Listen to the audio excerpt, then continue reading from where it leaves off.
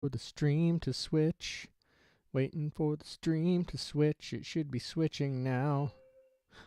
There it goes. It's switched, I think. There I am. All right. Let's make sure I'm getting audio real quick. I'm getting audio. Excellent. Okay, guys. So today we're doing something a little bit different. I'm working on a track of Glenn's again. This time I'm not opening it sight unseen since I kind of have something in mind here, and I did not get to stream last week. We had some issues. My wife broke her foot, so that was fun. She's doing pretty well, so all is gonna be okay. She's gonna heal up in a few weeks. She's got a boot, but that's why I wasn't around last week. So anyway, we're back today, and we're gonna look at this track of Glenn's. It's for an album that he's releasing very soon, so you get a preview. Let's take a look here. Make sure I got all my chats up. I got the Discord and then the Twitch chat. There we go. Okay, so if anybody wants to hop in and shout at me, hop in and shout at me. So I'm working on this track of Glenn's, and I have all of the tracks imported already. I'm sitting a little high. You'll see why in a minute. So I'm kind of uncomfortable and a little different than usual. Let's see, where is everything on screen? Good. Okay. So over here, this song is called Banana the Third. There is a Banana the First and a Banana the Second. I haven't heard them yet. I've been holding off on listening to this stuff until I get a chance to work on some of them. So let's look here, and I'll show you what we're going to be doing. So this one has live drums that Glenn has recorded, and I have not done any real significant mixing. I think I did put some compression and reverb. Yeah, I put a little reverb on the snare. Let's get rid of these just so you can hear. Let's just listen to these raw. Sorry about that. So you can hear what he's recorded. And you see all I've done here is just a little bit of leveling. Can you see? Yo, you can't see it. All right, let's switch this.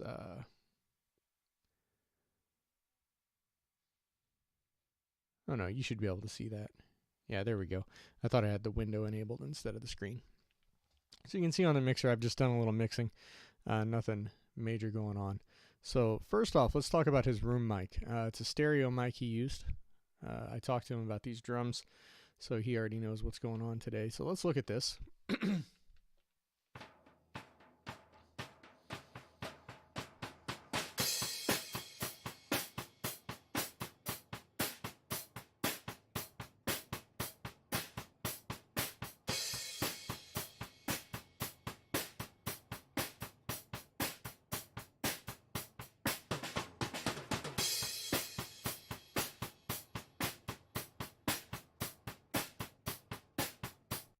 So that is his room sound, and that is nice. I'm a fan of that. It's got a great indie sound.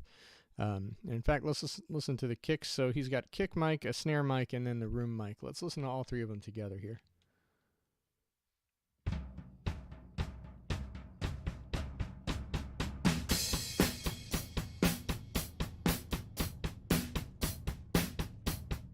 Now there's a lot of thunder coming from this kick, right?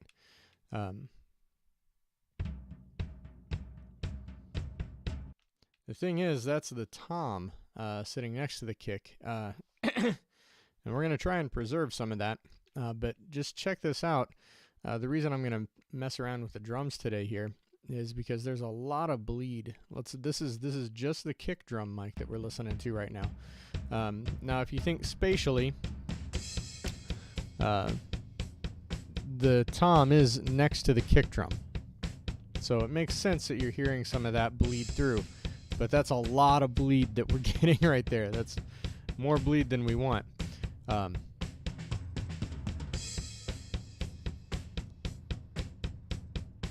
let's get out of where he's doing the toms. Here we go. Actually, you know what? I think that is the kick drum. Glenn, is that your kick drum doing that? Yeah, there it is. That is, I think it's just his kick. But for just the kick mic, that's a lot of bleed through. And then let's check out the snare mic here as well. Something to know just right off the bat with when you're recording snare. You've got your snare drum, and right next to it on the kit is your hi-hat, and the hi-hat is your snare drum's kryptonite. It is going to try to kill it. I think Glenn Fricker talks about it similar. Let's talk about this. We'll call this the Fricker method, because Glenn Fricker developed it, I guess. He didn't really develop it, but he does promote it. You don't want your hi-hat anywhere near your snare drum.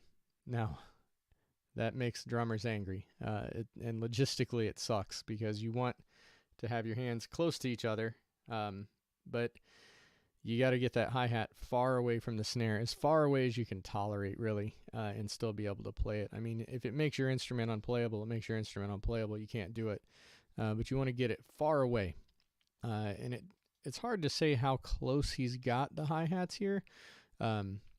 He's hitting them kind of aggressively, but let's listen. Yeah, that's what that kick. You can hear all of the drums, and this almost sounds like a room mic, but it's not a room mic. It's the snare mic.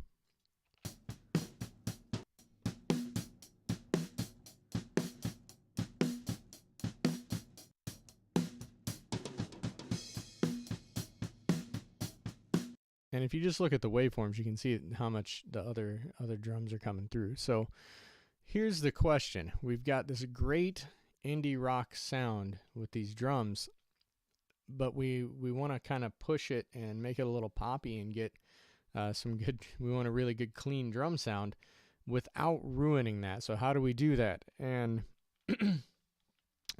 the solution that we're going to attempt is we're going to try and replace or greatly reduce these two tracks, and we're going to do nothing at all to this room track. We're going to keep that.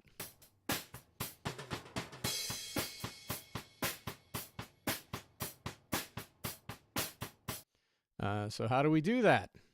Well, we got to replace the kick and snare drum, so we're just going to record some new kick and snare and go with it. So what I need to do is know what he played, and then I have a kick drum and a snare drum here next to me, and we're just going to record those two drums with no other drums in the room. And I tested this out. Everything was working earlier, so let's see how this goes. I'm going to mute the kick and snare track on there, I think. I really need to hear...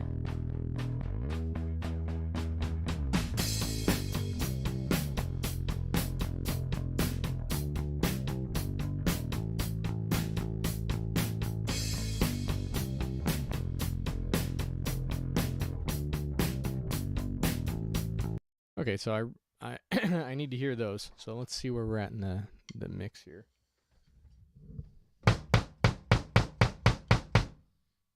Boy, my voice mic's gonna pick that up like crazy. I will mute that so you guys aren't hearing it twice, because you probably get some lag. All right, so I'm gonna stop talking. I'm gonna kill the vocal mic.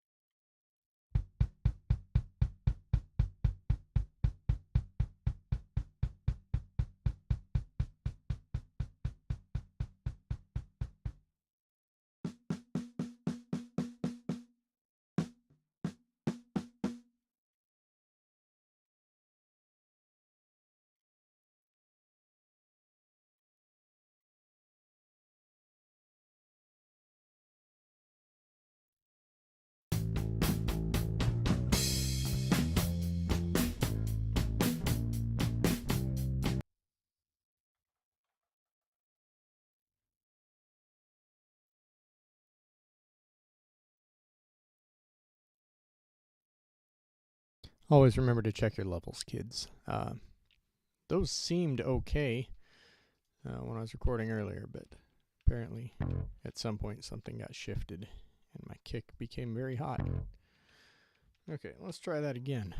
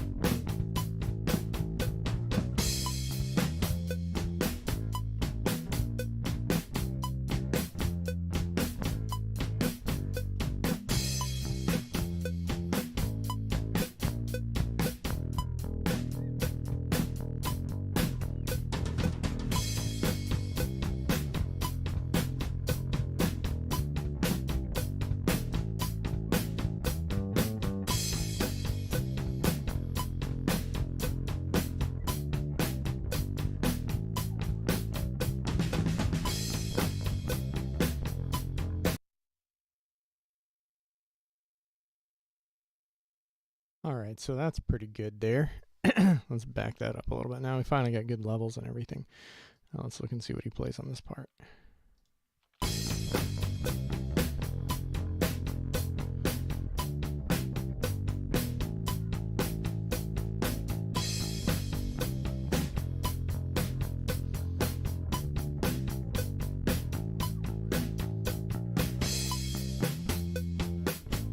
Okay, so I think I'm going to switch here.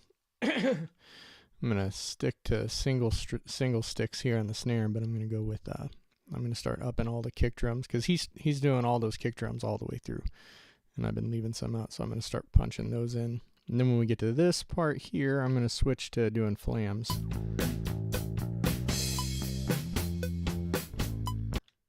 And then over here, new part. Okay.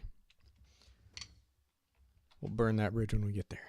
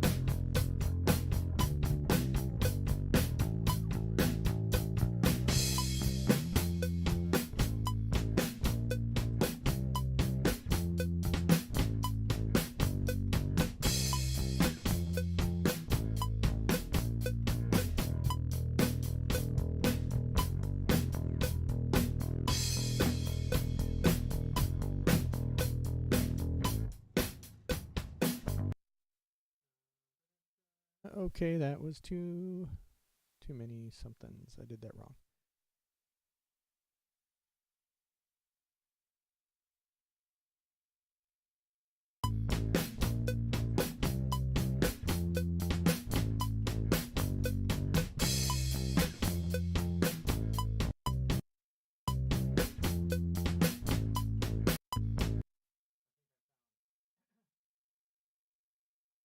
Glenn mentioned there was an iffy drum part in the second verse, and I think I just found it. But I think instead of fixing it, I'm going to accent it.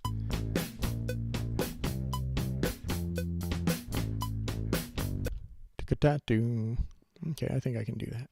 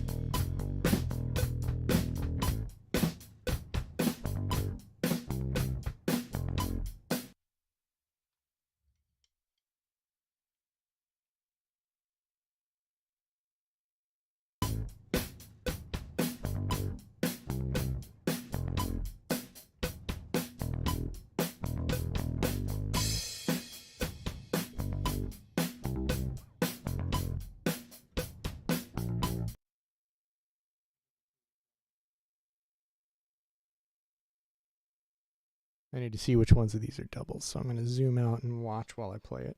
I think the last bit I'll probably just be able to copy paste, but I may not.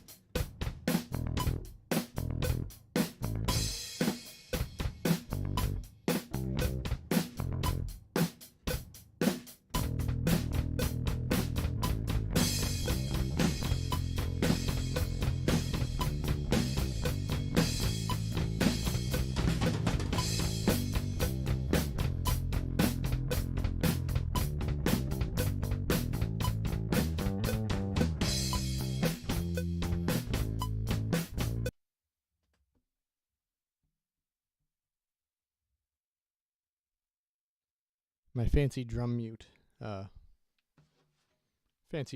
keeps moving.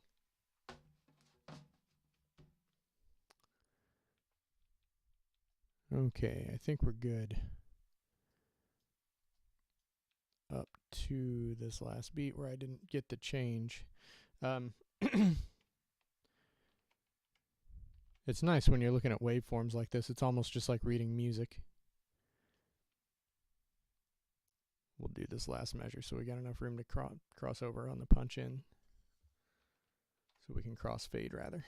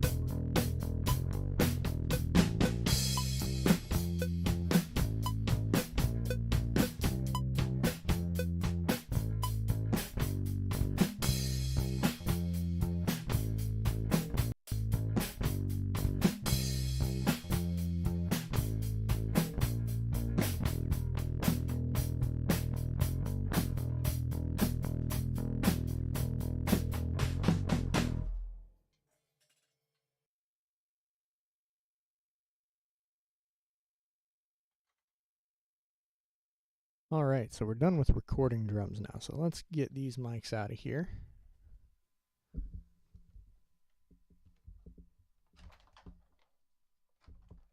And we can switch some things around here real quick. I can switch to speakers again.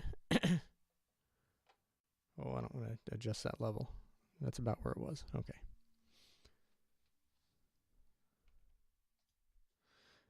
And I can shrink. Oh, that's better. That's so much better. Ah, scratch, scratch, scratch.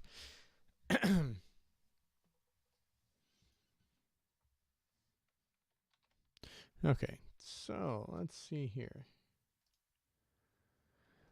We're going to come back over to voice meter here. And I can now switch my mic over to the right channel so that things are a little better. There we go. So now Cubase and my mic aren't on the same channel. I don't know if it'll affect you guys much, but it makes my life easier. Let's get, there's that. The Grammar Club has just gone live. Boy, that's an old message. Okay. And Glenn is talking to me. Hi, Glenn. Those are the things that Glenn said. Okay.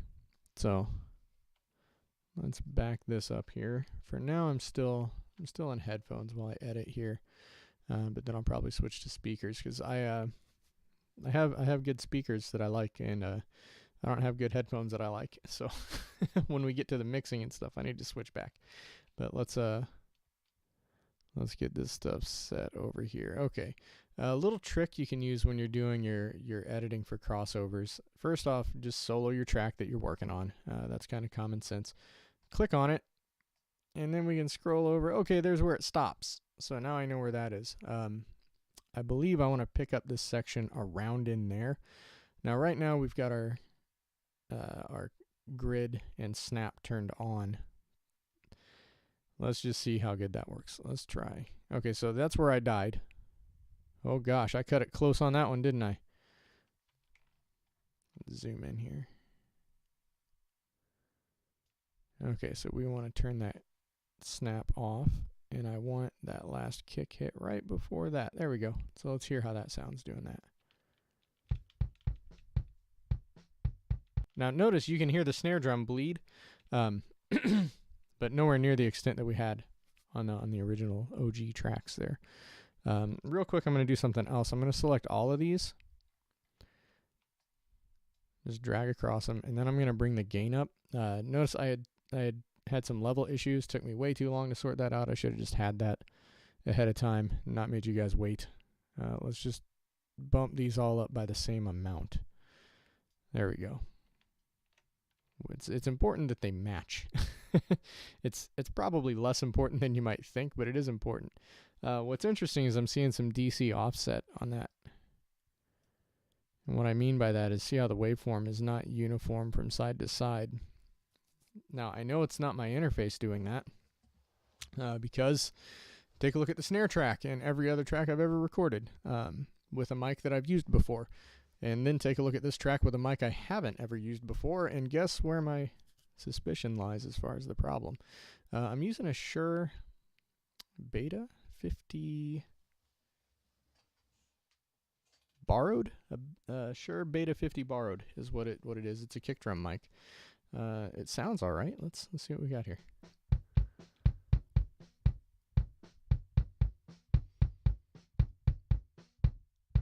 I don't hate that right off the bat. It's got a nice punch. This is just a Pearl export kit, nothing super fancy, and the mic, the head is not ported, so the mic is just outside the front head. And I've never had to deal with this issue, so I'm not sure. Yeah, there we go. Let's see if this fixes it. That appears to have done absolutely nothing. So let's undo it. That seems to have deleted the track. What?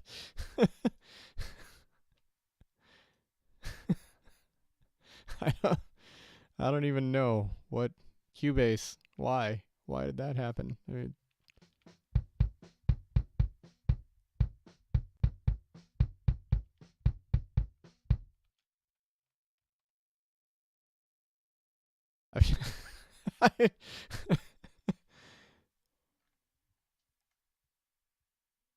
There is nothing else in the history.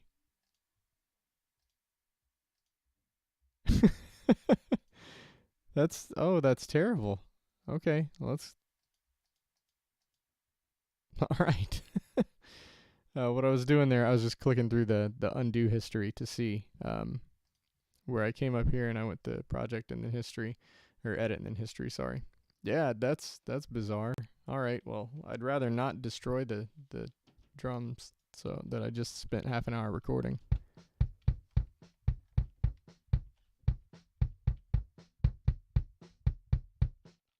I have no idea without reference how smooth or terrible that was. That seems like it's lined up pretty good. Feel like that one might have been a little late. I can go through and Pro Tools it up, Cubase it up, I guess, and Randy Razor blades these things into position later if need be. That's not a process that we need to go through right this second. Right now, we just want to do tone shaping and getting things to where they're lined up right. What I do think I want to do, though, is let's look at the snare track. We kit 2 kick hits. Okay. I think I probably want. You know what?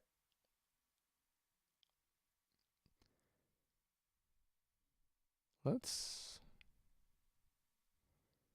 leave that hit out.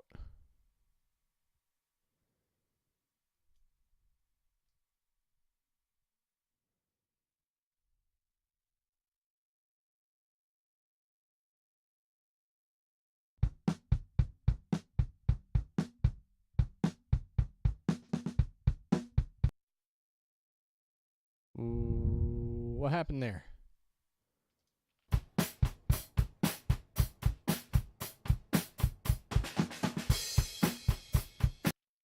All right. I'm cool with those. I don't remember doing that. I must have, though. It's right there. Ain't nobody else been in here recording drums, so it had to be me. Now, what you're hearing right now is my kick and snare combined with Glenn's room. So we're both playing drums on this right now.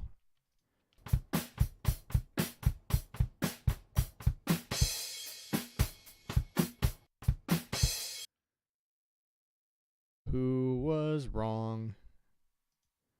I was wrong.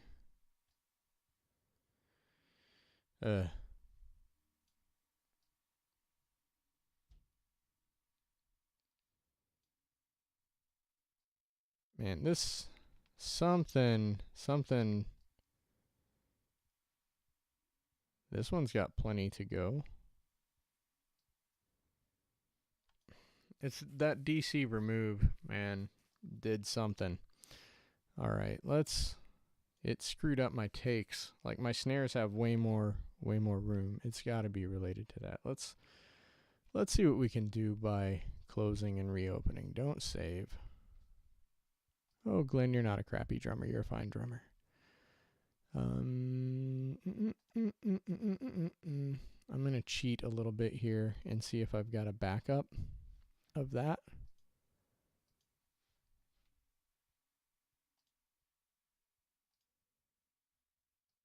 Any potential mistake is, oh no, I'm not a good drummer. It only looked like I knew what I was doing because I only brought in 2 pieces of the kit. Okay.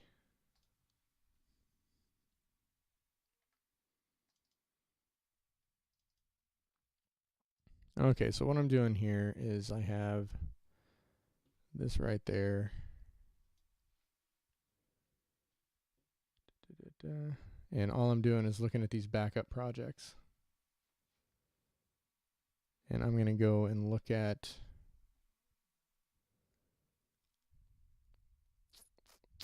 .430 is too long ago.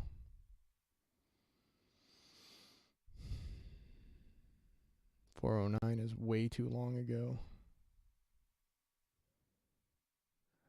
Yeah, all of my backup tracks are way wrong.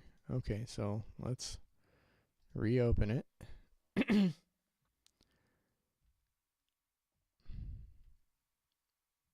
All right, so we may get to do some unexpected treasure hunting and stuff here. Let's see here. So I can't undo anything now, but that's fine. So check this out. I know where all of these guys are. I'm going to turn my grid back on. And the snare drum, the only one I've messed with was the first one. So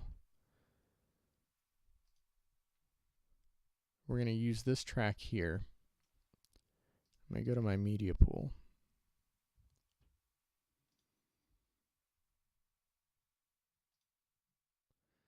We got all these kicks here.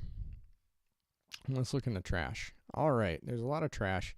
Now, I know that the ones that I'm using are these guys here, and I can see that in the project. Let's move this over. So this is some tools you can do if things go sideways.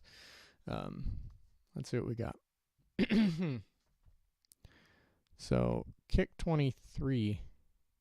Now the reason these numbers are mismatched is because a couple times I only had one track record enabled, so it only recorded one of them instead of both. Let's see here. And it looks like kick 23 in my trash is not there because it's got kick 23 up here. Cubase, what are you doing to me? Why did you do this?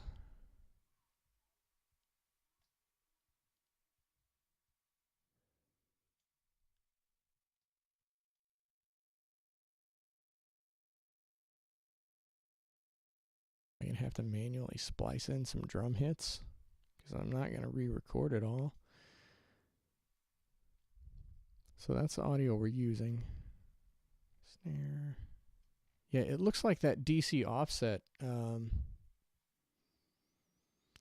for whatever reason, it overwrote the files and it overwrote them at the clip lengths that they were at. So I'm going to go with don't use the DC offset tool in Cubase because it's dumb.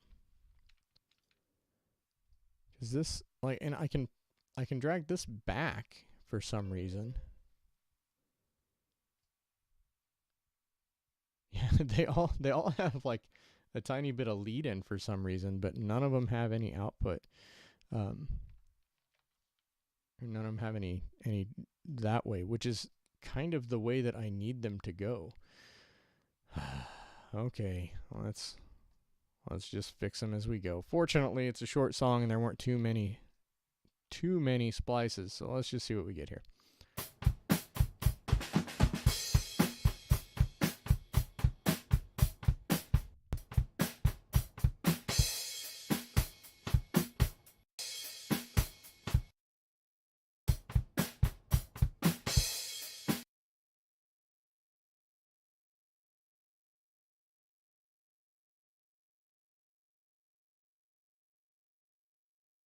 Get this eighth notes.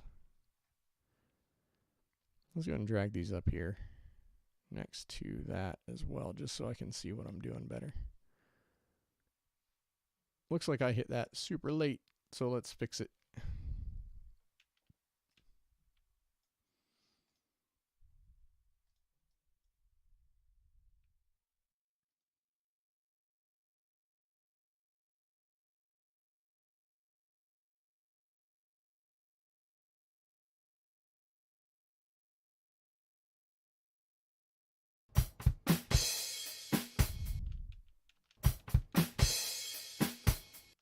Okay, and I don't need another kick hit here. I thought I did, but I don't.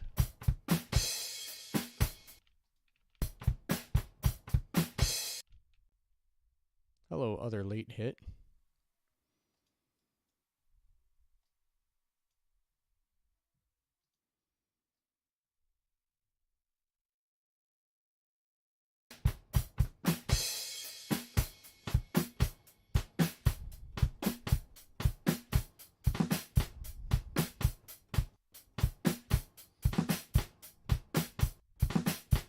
That sounds cool. Boom, boom, boom. Okay, over here there's almost certainly a missing hit.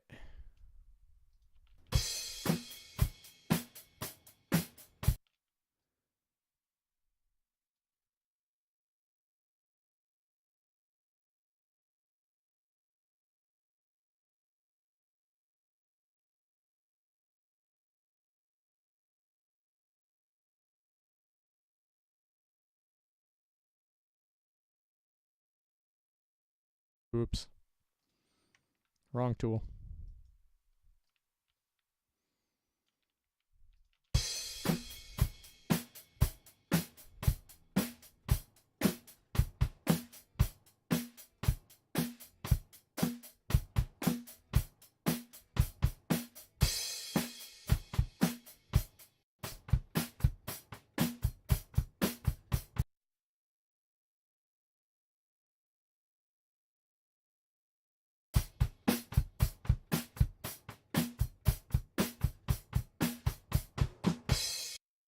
Okay, let's fix this section here.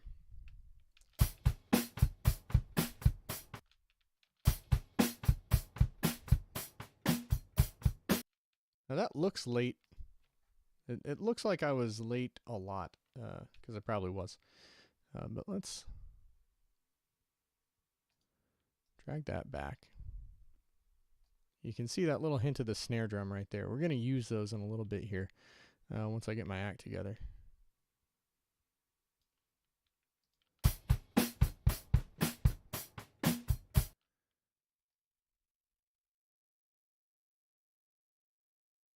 Two kick hits on eighth notes. I can provide those. Let's grab these two.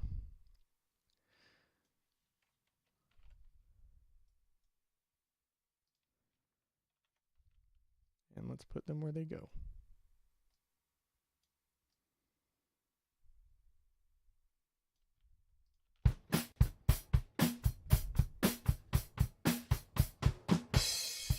Now, here's an interesting thing. This is what I'm doing right now with this whole razor blade splice and cut. This is what I was not going to do,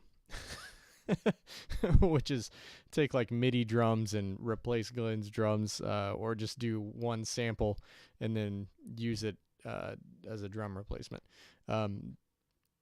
But, you know, this I don't feel so bad about this, because this wasn't something that I'm doing because it was like a bad job. It's something because I used a borrowed mic with a DC offset and then wrecked myself trying to correct it.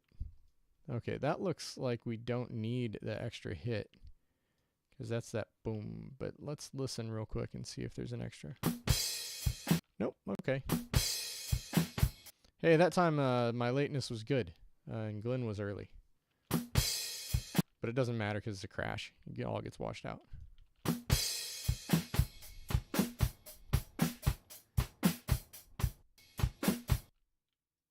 That flam is super late though. I forgot to razor it. Okay, scissors.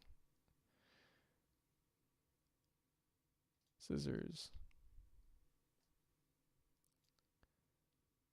Line marker. There we go.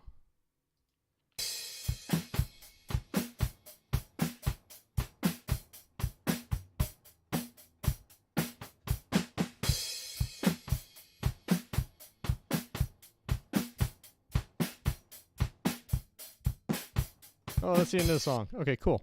So that wasn't so bad. Fortunately, it's not super long, and it wasn't like a detailed tons of drums going on. Let's go ahead and fix these snare spots where I punched in. These, you're going to see, this is how I should have been doing it with the kick drum. Like, see how right here, this is where I punched in. See how I've got plenty of wiggle room here on these. So that I can make sure that the punch-in happens like at a convenient moment of silence. Right there looks excellent. Let's hear just the snare track. Now that we're not having to context shift things and stuff. Notice you hear a little bit of that kick. Now I did have the kick drum. The kick drum I have a blanket over everything to give it a little better isolation. I wasn't stomping on it too hard, but I was stomping on it hard enough. And the snare mic's going to get some reflections and things. I'll do a little bit of gating because, like I said, Glenn's room mic already has a great sound. These are just going to be the punch mics. What we're doing here is just a stereo room sound and then isolated kick and snare. And when you're doing that, you want to make sure that the kick and snare are isolated because the bulk of your kit sound is going to come from the room. And then you're going to use the other mics to provide, punch and a little bit more definition to the groove. Because when you do the room mics, everything gets washed out a little bit by being in a big space. So there's not as much dynamic shift in the sound as when you have the individual mics to kind of kick those beats up and down. And I like myself some dynamics. So let's see here.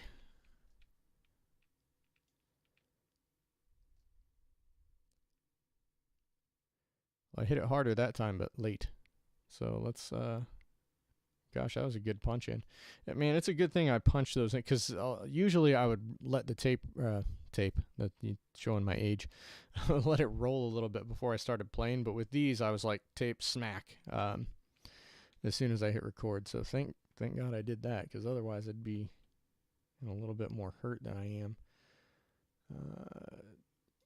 Okay, so here we get snares, and you can see like that's pretty seamless. I am going to use not this one. I'm going to use that one that has those kicks in it because that's what I used on the kick drum. Okay, so that should be good. Actually, you know what? I'm going to get rid of those. Ooh, that was harsh.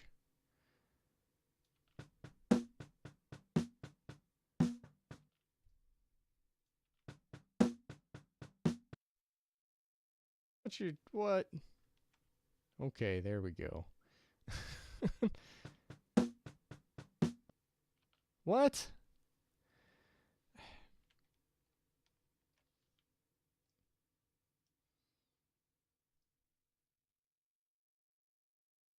It'll be easier just to do it there. It sounds fine.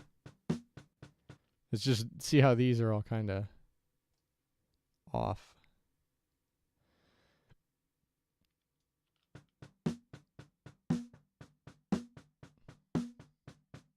It'll be fine.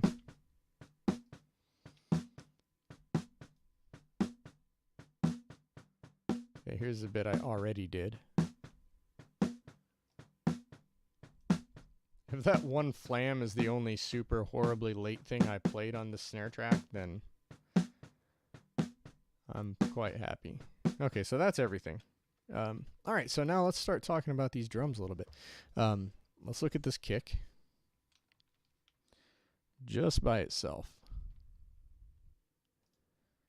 And let's get into our mixer here. Now that's interesting. This mic is not supposed to be going into Cubase at all. Apparently we were getting some room. Oh yeah, now it is. It is now. Because I switched it. Yeah. The reason I had let me pull up the thing. I had this going into the other channel before.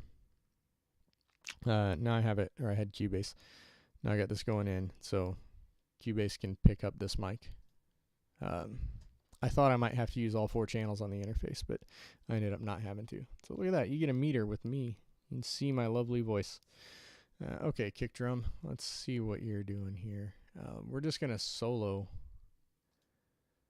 like a measure. Let's get a range that has a lot of the kick drum in it. We'll just do that 2 measures and we'll loop it.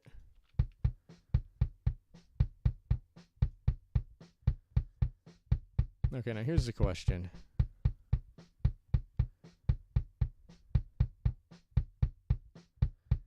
Now my voice is here and you guys should be able to hear me pretty good. And if I talk,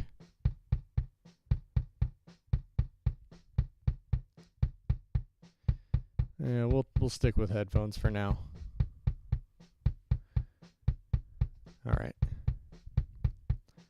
I'll come back to this in speakers later.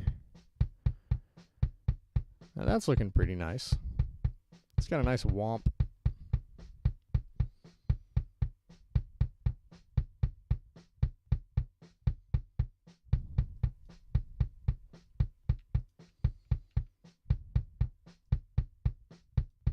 Let's get a gate. Okay, a little trick. Let's cut this down to 16th notes here. This is not going to sound wonderful at first. So what I'm doing is I'm just looping. Let's grab this one over here. It's got a little more air. I'm just grabbing this section where I don't have a kick drum, but I do have a snare hit. Boy, those are late, aren't they? Yeah, the gate's already killing that one.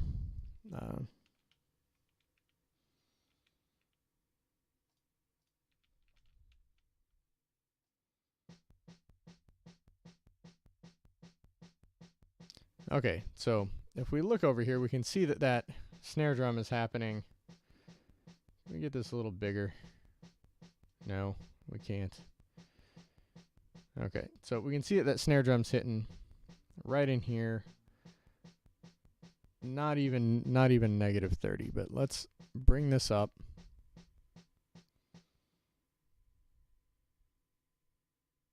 So if we bring up our gate to minus 30, it's going to cut out those snares.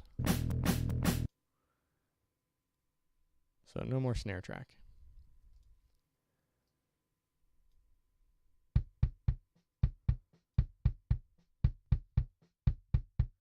Now let's make some more adjustments on that gate.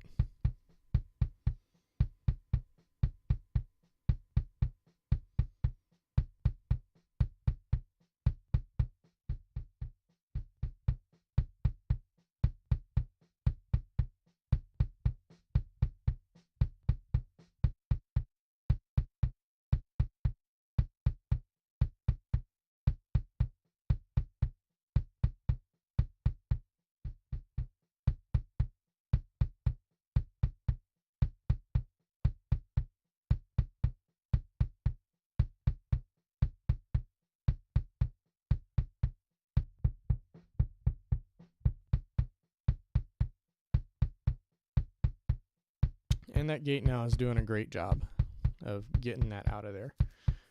So we're going to have a nice isolated kick sound. I'm just going to put a standard compressor on here. I am going to go a little bit aggressive with it. I'm going to go like a little over 3-to-1. So that's kind of a medium level of aggression. What is a gate? Ah, yeah. Can I do 1 foot rolls, Grandpa? Who is silent D owner? It's got to be someone I know. What is a gate? What is a gate? Baby, don't hurt me. Okay, that's actually a really good question.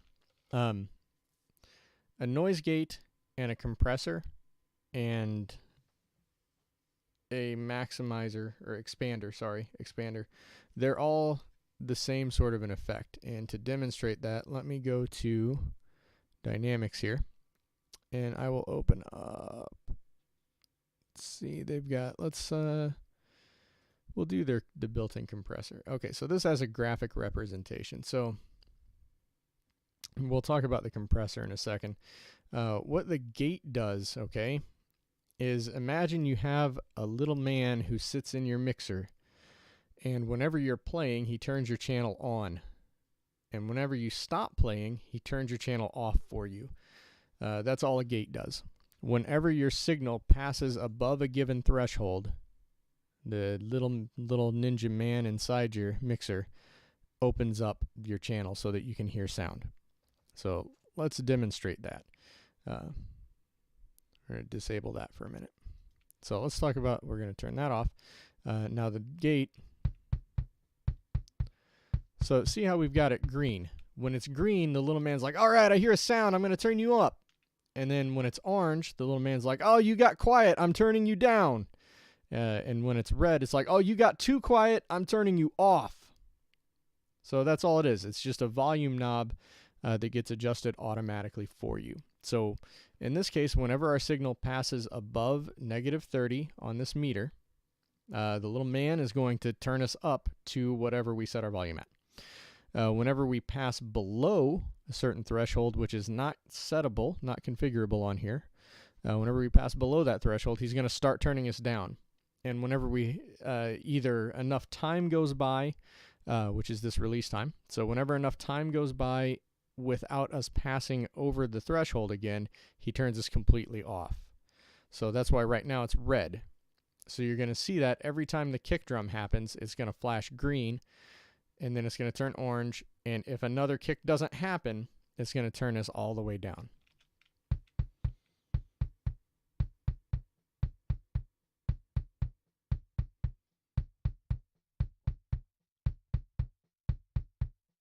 Now our goal with the compressor, or with a gate here, is to make sure that all of the kicks get through. We want to hear all of the kicks, but we don't want to hear too much of the snares. I could go through and either manually trim out all the snares, but I don't want to do that. That's way too much work, and it's honestly not worth it. I could do that. It would be super labor intensive and not nearly effective enough to warrant that level of work. So what we do is we use a gate, and it's just going to turn those snares down.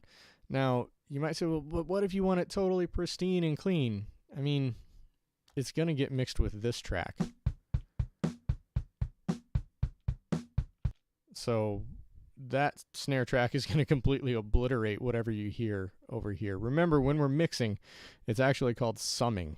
That's what a mixer does, is it's a summing mixer. So it's going to take whatever number we have here, and it's going to add it to all of the other numbers, and they all get pushed up. So the number that the snare track gives us at that moment in time is going to be way higher than -30. So anyway, what we're going to do with the compressor, okay, if you look at this, you can see that that kick drum is a spiky signal. It pops up real high, and then it gets real quiet real abruptly. If you look at, for example, Glenn's kick track had a lot of decay, and if you look at like the bass track, there's a little more decay. And the guitars, look at the guitars, they're like a spiky straight line almost. So what we want to do with these kicks is they're going to really hammer our dynamics. And if we look, how consistent was my right foot? These spikes are all pretty good. I got a little quiet in this section for some reason, but notice if we're here and we get to this part of the song and somebody's like, well, turn the kick up, it's too quiet. I can't if I've turned it up all the way as far as I can on this section. Now we can adjust individual sections, but what we're going to do is we're just going to use a compressor. And I'm going to come over to this, this kind of quiet section here. And what I want is for the quiet section, I want the compressor to just turn it down a little. So we talked about the gate. The compressor does the opposite. Whenever you get above a certain level, the compressor goes, and it turns you back down. So let's do that over here so you can see it. So we got the loop on. There we go. Mute the snare. So let's turn this compressor off, and let's turn this one on. Okay, so you can see the volume here. It's coming up, and it goes up to there. And let's just turn this compressor. We're going to drag it. I'm going to work over here so you can see what's going on. Right now, this is just going up, and whenever my volume hits here, this starts to happen, okay? So in this case, we see that it's a straight line. So nothing is happening. It's just going straight up to that corner. As I bring this down, this little dot here represents our threshold. This one represents our ratio. So if you watch when I turn this down, 8:1 ratio, what that means is that for every dB, every 1 decibel that this gives us, in order to get 1 dB on this side, it actually has to give us 8 on this side. So that's a lot. 8 decibels is like more than 200% the volume change. So right here, if I bring this up, if this passes, okay, so we have our level here. Whenever it passes this threshold, if it passes it by 1 dB, I'm only going to actually get half of that, okay? So in order to get 1 dB over here, because I've got a ratio of 2 to 1, more or less, in order to get that 1 dB over here, I've got to have 2 on this side. So watch what happens. You can see that this is at this level right here. We don't have numbers, so we don't get to see it. Is that 3.8? Yeah, let's. So you can see that this is hitting minus 3.8, and this is bringing it down to minus 7.3. Why would we want to do that? We would want to do that so that we can turn the whole track up.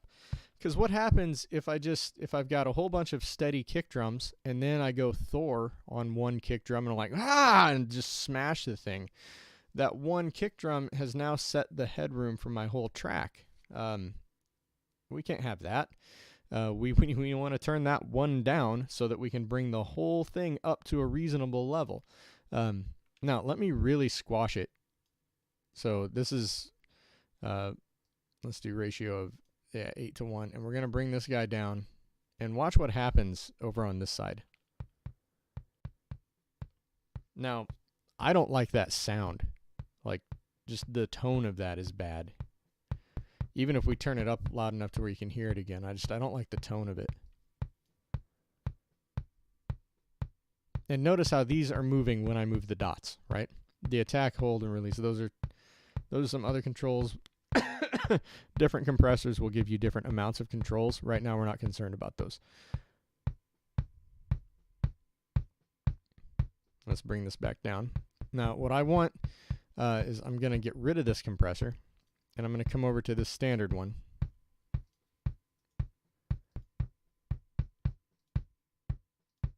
No effect there.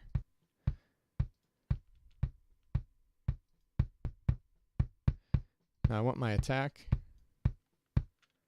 Where's my knee control? I don't need it. Now I'm on this quiet part of the song. And I just want it to just kiss the top of that compressor. I know I want about a 3 to 1 ratio on it. This transient shaper that it comes with is really nice too.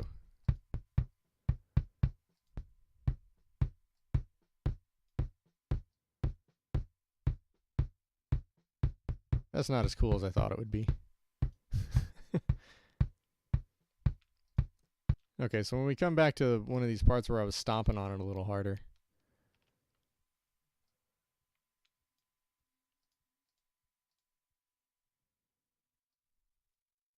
Let's see what we got here. Come back here and stomp on it. Bam.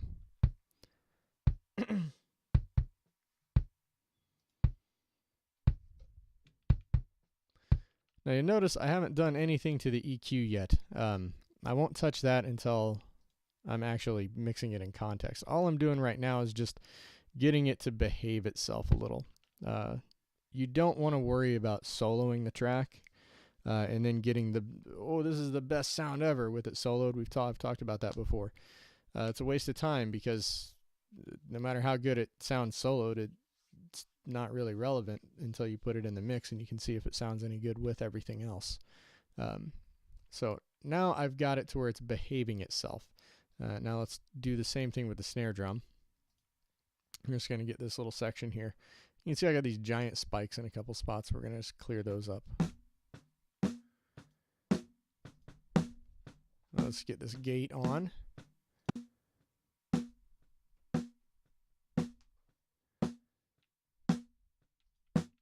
How loud are those kicks? They're very quiet. I'm guessing it's probably about minus 30 again, like yeah, those look about the same height.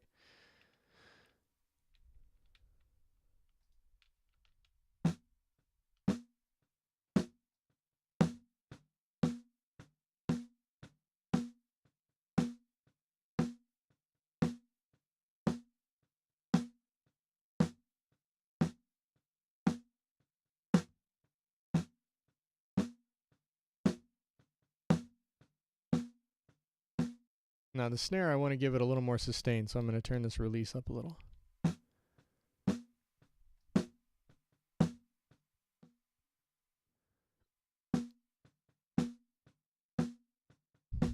Hello.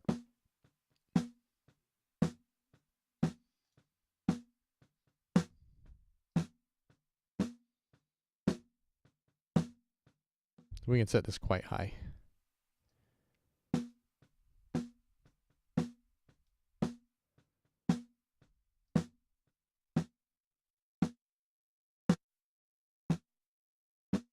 We're going to bring this back in a second. I just want to see where I'm at.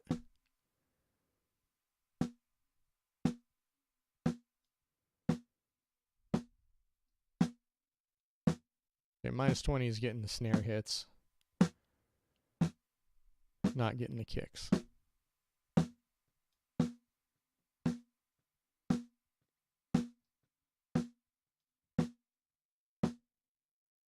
There we go. Now I got just the length of the snare hits. I'm going to compress that again. I'm only going to go about 2 to 1.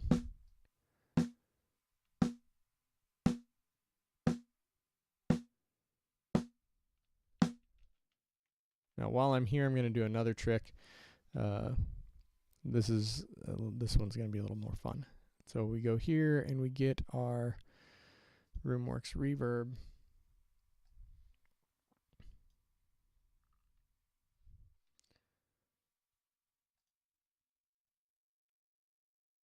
And what I'm going to do now is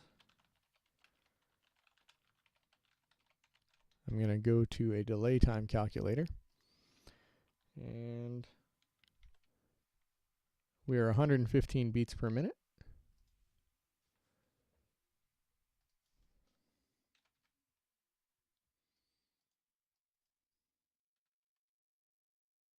All right.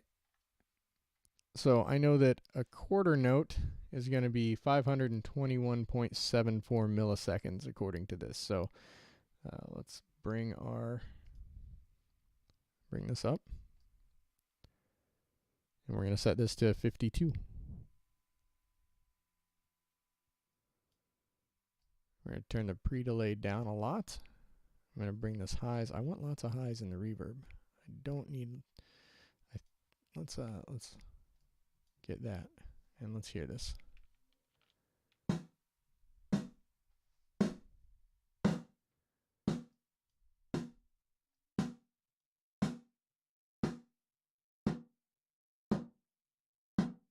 Okay, that's got all the lows. I don't want those.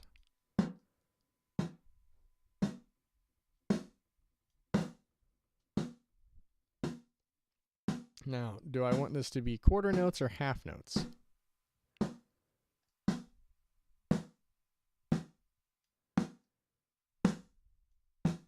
Let's do half notes. So that's going to be 104.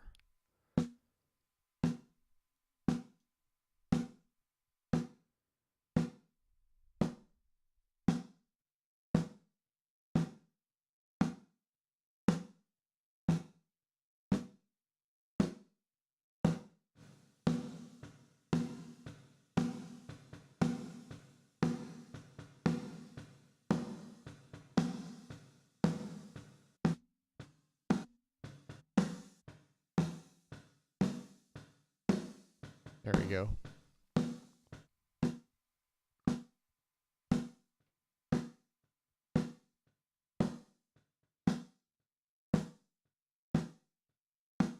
Okay, now this needs to happen.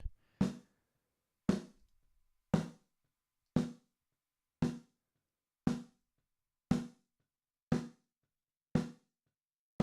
might have to do that on a send.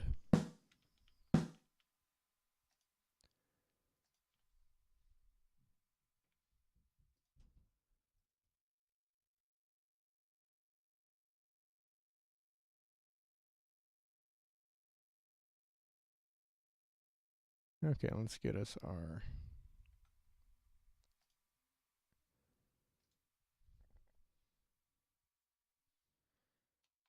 and we'll go over to our mixing board and we can take this, copy that, and we'll put it on there. Okay, so let's remove this guy, no effect, discard. And we will do this send right here. Don't need the insert anymore. We're going to send it to FX3. A lot.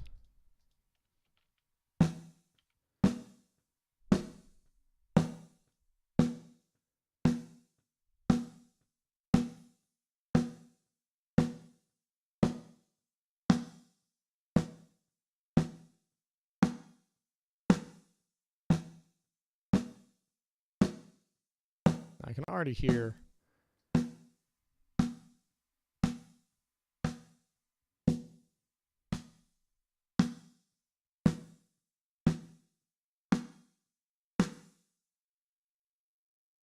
I know I can get rid of those lows. There's a little bit of resonance in here that I know is going to need to go away.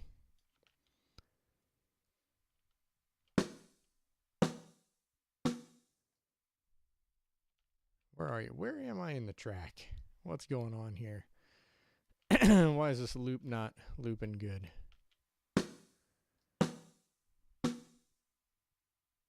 Alright, we got too aggressive of a noise gate.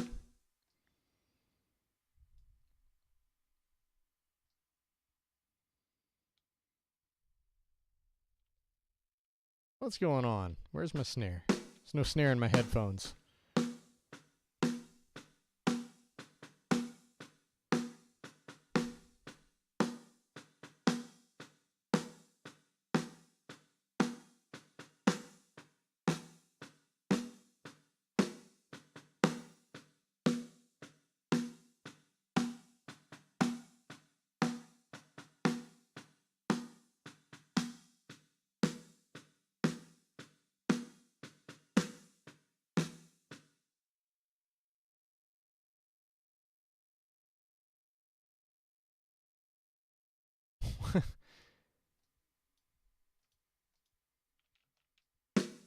Okay, we're going the wrong way. What am I doing? I'm losing my mind.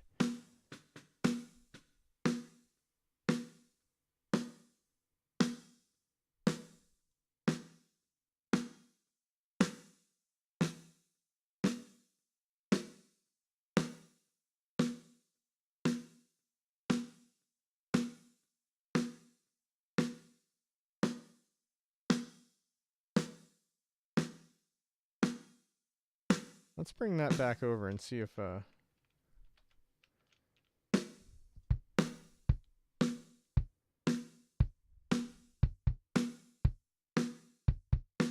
we go.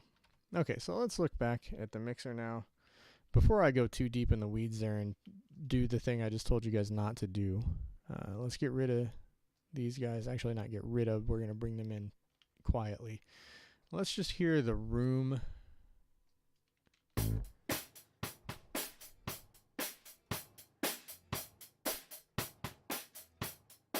I want this room topping out around -7 or so. Let's widen this up so you can see the numbers. There we go. Maths.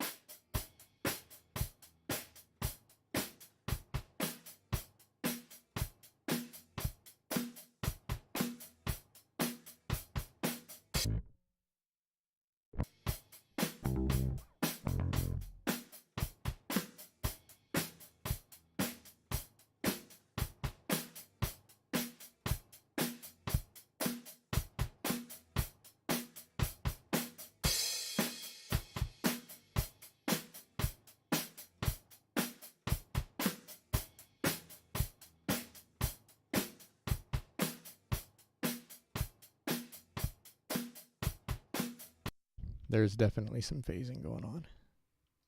Let's hear just this one.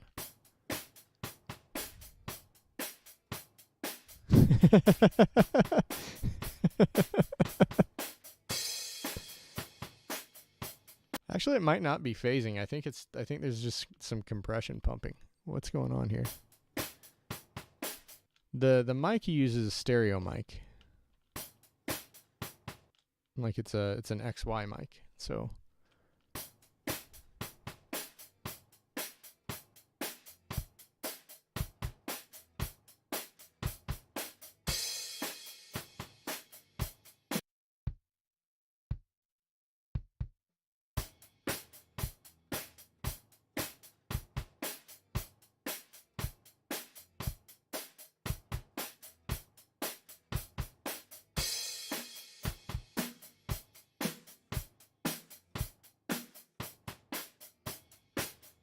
Actually, I don't know what.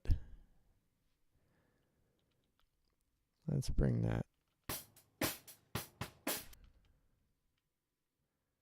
What are my thoughts on recording instruments in stereo versus mono?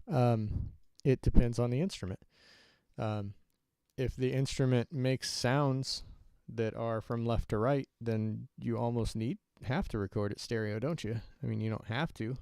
You could make a philosophical decision to say, no, I want it in mono. But if you're recording a kick drum, stick one mic in front of it and process it in mono. Guitar and bass, record bass mono. If you want to widen it up, you're just going to have a bad time most of the time. Because when you take your bass, what's going to happen when you play it through any set of speakers, you don't really hear where the bass is coming from. It's hard for our ears to determine that. So it all sounds like it's coming from one place. The other thing is, remember, we're summing things. So when you start doing the math, if you've got the bass eating up a whole ton of energy all on one side, it's going to wreck your mix, because it's going to eat up a lot of your headroom on whichever side it's on. So you want it to be kind of shared between the speakers and between the buses, between the electronics. Guitars, it really depends. It depends on what sound you want. If you want a big, spacious sound out of one guitar track, you will be well served by recording it with a close mic and then a stereo pair in the room. Most of the time, I don't do it that way. I generally like to just close mic it or even record it via direct. But this mic I'm using right here to talk into is actually what I usually use on guitars. It's an E609. Looks like that. And it just sits flat up against the speaker grill. Sits flat up against there and gets a great sound. And yeah, what I usually do is I'll record each one mono and then layer them out. When you do that, what I'll do is I'll record them mono, and if you look at Glenn's tracks here, you can see that I've panned them not 100% out to the sides. I've talked about this a little bit before. You'll pan the guitars most of the way out to the sides, and there are two reasons for that. One is that in headphones, those hard pan guitars can suck. It's up to you. There's no rules for or against this. But if you pan them 100%, when you listen in headphones or earbuds, which a lot of people do, when you listen in earbuds, you're going to have one guitar in one ear and one guitar in the other. And that doesn't ever happen in nature. We never experience that feeling of having something only hitting us in one ear. So sometimes it creates a freaky effect. That doesn't mean don't do it. It just means know that it can cause a freaky effect.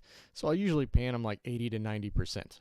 And then if I'm recording, when I'm doing heavy guitars, which isn't so much lately, what I'll do is I'll record 2 tracks. I use a Delta Blues, which is a PV amp that's all tube, and I'll record that. Yeah, you can get phasing due to circular panning law. Exactly. Yeah. So let me pull you guys over here for a minute. So yeah, what was I saying? What I'll do is I'll record 2 tracks with the tube amp, and then I'll record one with a really gnarly, stupid sound and distortion pedal. I've got literally a DoD FX69 grunge pedal that's great for that. It sounds terrible by itself, but you mix that straight up the middle with left and right tube amps, and it sounds heavier than the world. It sounds great.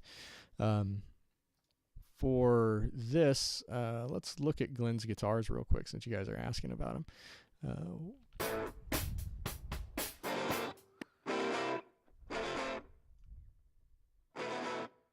I haven't done anything to those. Those are just the exact recorded tracks, and he's got a really, really aggressive, hairy sound, which is really nice.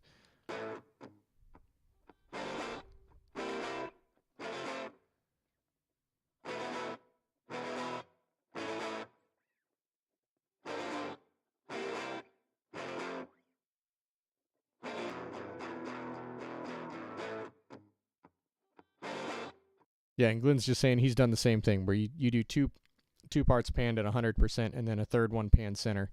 And yeah, there's no rules. How did you connect the two channels to one slider? Did I just do that? Woo! That you highlight whichever tracks you want. So let me just right click, and this, if they're not connected, it will say link. So now they're unlinked, they're separate. So now I'll throw them down to 0. And this works, by the way. This will be called different things. In Cubase, it's called link. In some things, it'll be called gang. You'll hear me sometimes use the two words interchangeably. Are they both selected? They're both selected. Okay, so if I bring this up, why isn't it doing anything? Cubase, what is wrong with you? There we go. Now they're linked. But yeah, this will work like if you've got, when we get the drums all set to where they're balanced nicely, I'll link all of those together, and you can move them all up and down at the same time. So let's pretend we've done that just to show you. Mute those. So we got room, kick, and snare. And what I'll do is I'll link selected channels, and see, I notice it shows this is link number 1. This is link he come to town number 2. And if I start turning it up, they all go up and down. The alternative to that, and this is something that is also super useful to do, is to send all of these to one bus and create a fader for that bus. So that way you can make everything move on that bus up and down and still change things individually. So anyway, got those. Let's unlink those. There we go, because I'm not actually done balancing them yet. What was I doing before? Let's see. Let's come back to that, and let's see. So let's get these drums, and I want to hear his kick and snare again.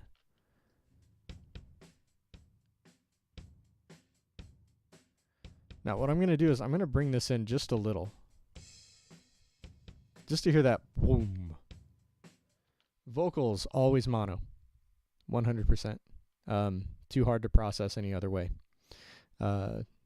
If you want to have a big stereo sound, go for it. Do a close mic, do a room mic. But for processing, what you would do is record those to separate faders. Vocals, notice Glenn's got 4 vocal tracks. But the thing is, your vocals, you're going to put them in just a mono recording because you only have one face. You know, it's only coming out of one face hole. So stick a mic in front of that face hole and then record your vocals. But then you might have a stereo room mic for extra effect, exactly, if you want a fatter. And like Silent Downer is saying, use multiple takes. You can do multiple takes. Also, you can use chorus or reverb or any number of stereo effects. But a general rule of thumb is anything that's a monophonic source, okay? It only has one oscillator. You want to record mono and then process however you want. So if you think about the guitar, you have it coming out of a speaker. Even if you have it coming out of a 412, you pick the best speaker and just mic that one speaker up.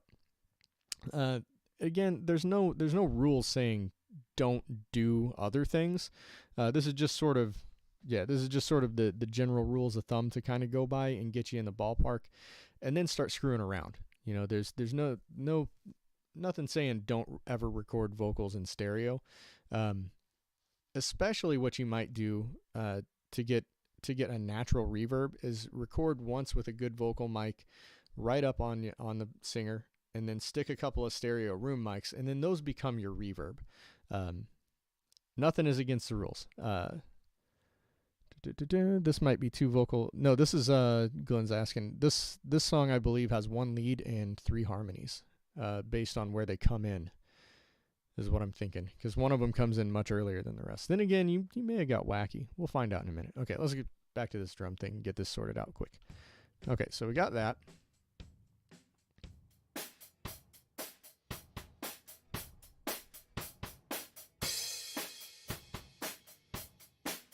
me hear this snare.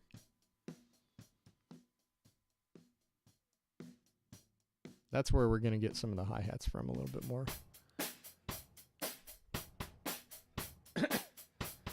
Yeah, he's got some weird compression pumping going on. The guitars, that's what we were hearing, Silent Downer. Is the compression pumping that is going on in the guitars. And I'm not 100% sure if that's not just happening in my headphones, because these headphones suck. Hear the guitars kind of romp, romp.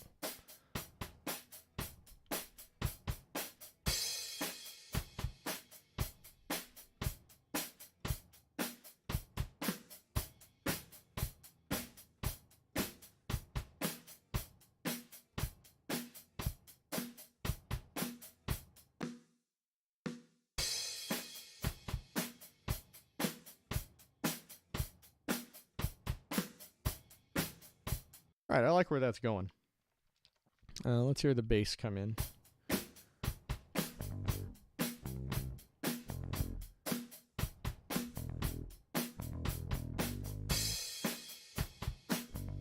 And I had already ahead of time done some work on the bass. So we got noise gate, we got some compression, we've got a little bit of EQ, just notching up that like 2 kilohertz just to give it a little more presence there.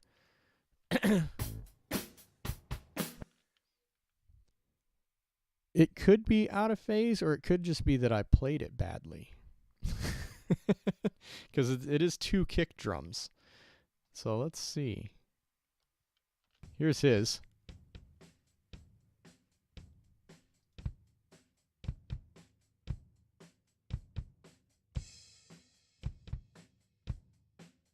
You know, I think it might...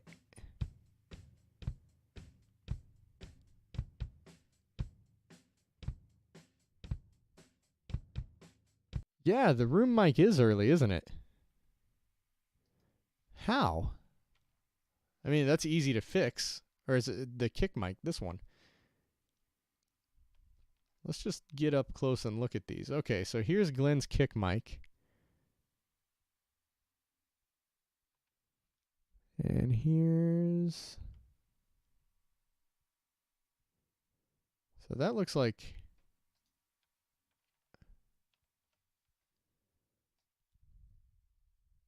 Let's look elsewhere. Let's see if it's consistent. I think... Yeah, let's just hear his.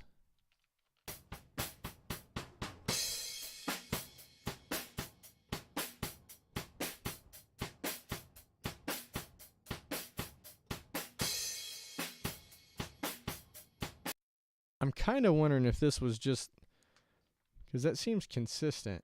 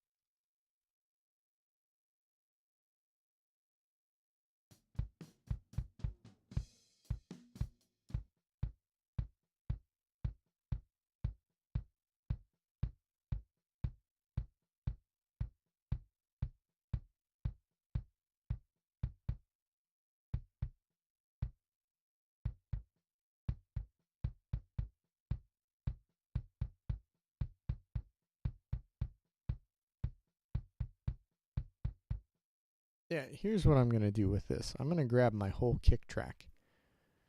And I'm going to pull it back to where it's right in with his. And see, some of that looks solid.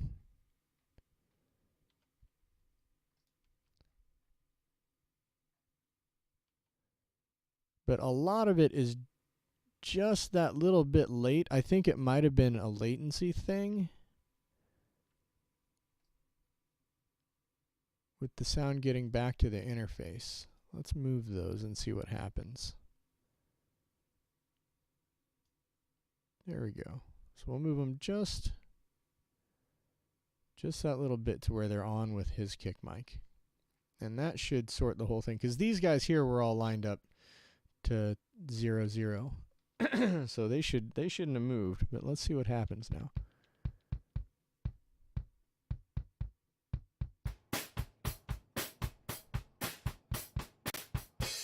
Oh, weird glitch happens.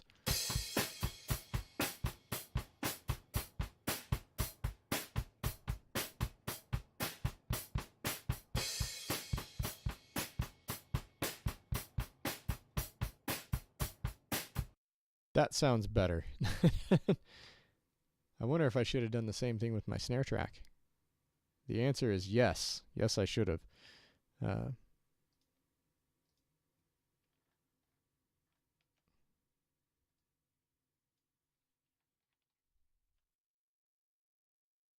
Get back here. Let's get the whole thing, because I've chopped it up a little bit.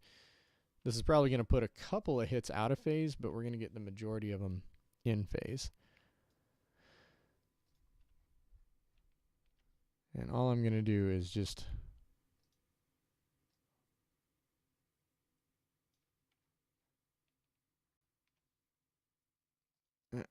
we're zoomed in. Let's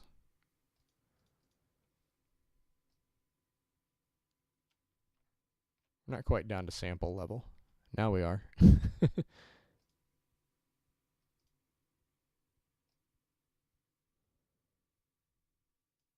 There we go.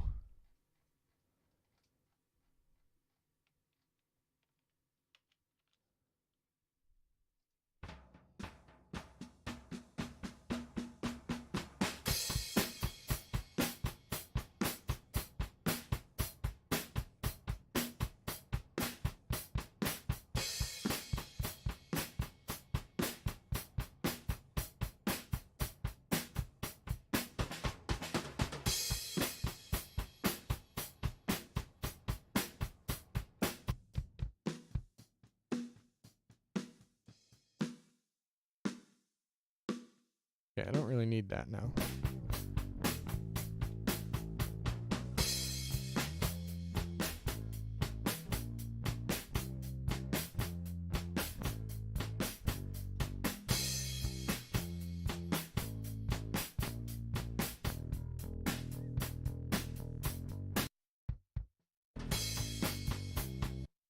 I need this sound to be more aggressive and punchy. Let's talk about this sound by itself a little bit. We need some 10 kilohertz in here.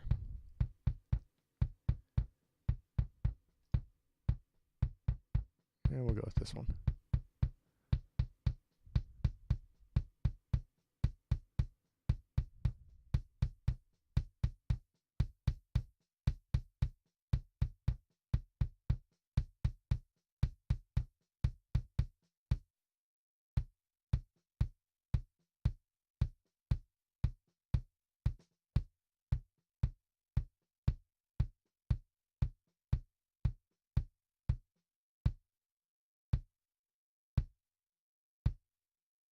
It's starting to get there.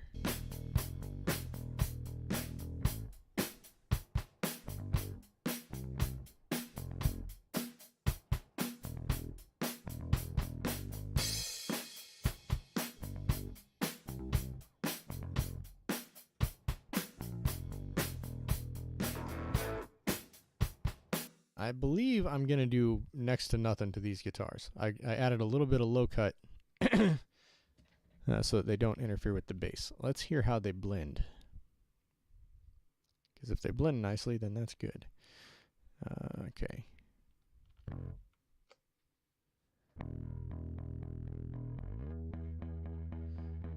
Okay, and let's...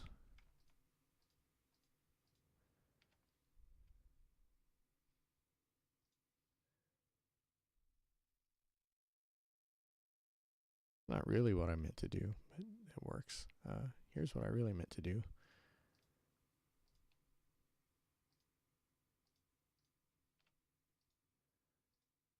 There we go. Drums are red today. How did you get me the Cubase arrangement? He didn't. He sent me or he uploaded to Google Drive a zip file with just his waves. And here's how you do that: is you set your export marker at the exact start of the project, not like that, at the exact start of the project, and then you set your marker at the exact end, and then you export each track so that they're all the same length. And from that point, you can actually just print them to tape.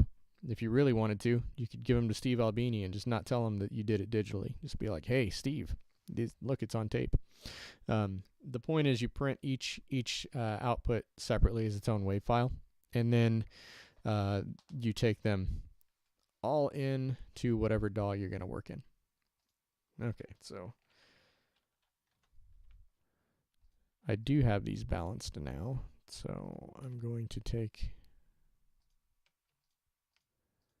those and link them.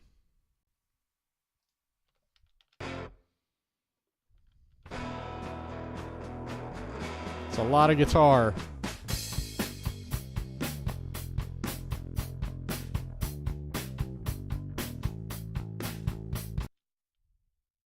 Reorder those to be correct. Kick. This snare is the one I'm not using.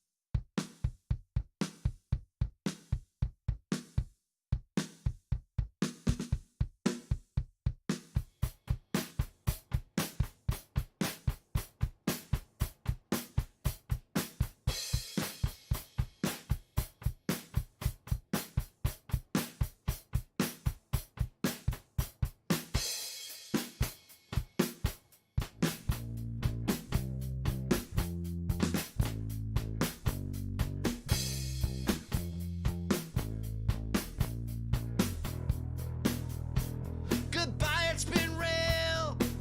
The blast radius won't care how you feel. All right. Vocals time. Let's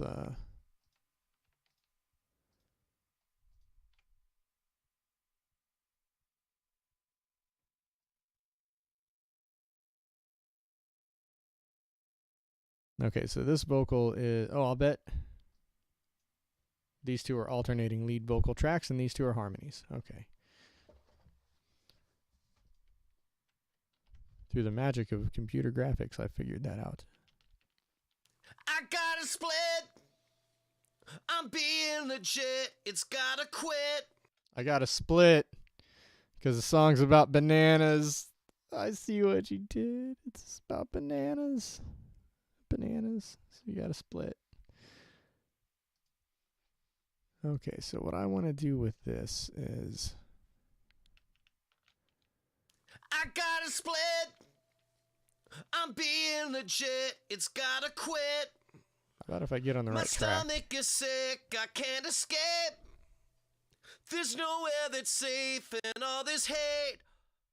That's not how to behave when the fight has been lost and you're counting the cost. You're assessing it all, doing damage control. Gotta make up your mind. Where's the silent part? I need breaks to find the gate I spot. gotta split.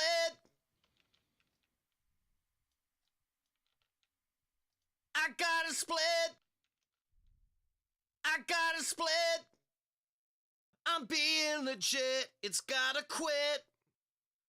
My stomach is sick, I can't escape. There's nowhere that's safe in all this hate. That's not how to behave when the fight has been lost and you're counting the cost. You're assessing it all, doing damage control. Gotta make up your mind if you leave. All right, now let's come over here, and I want to give him. Let's get.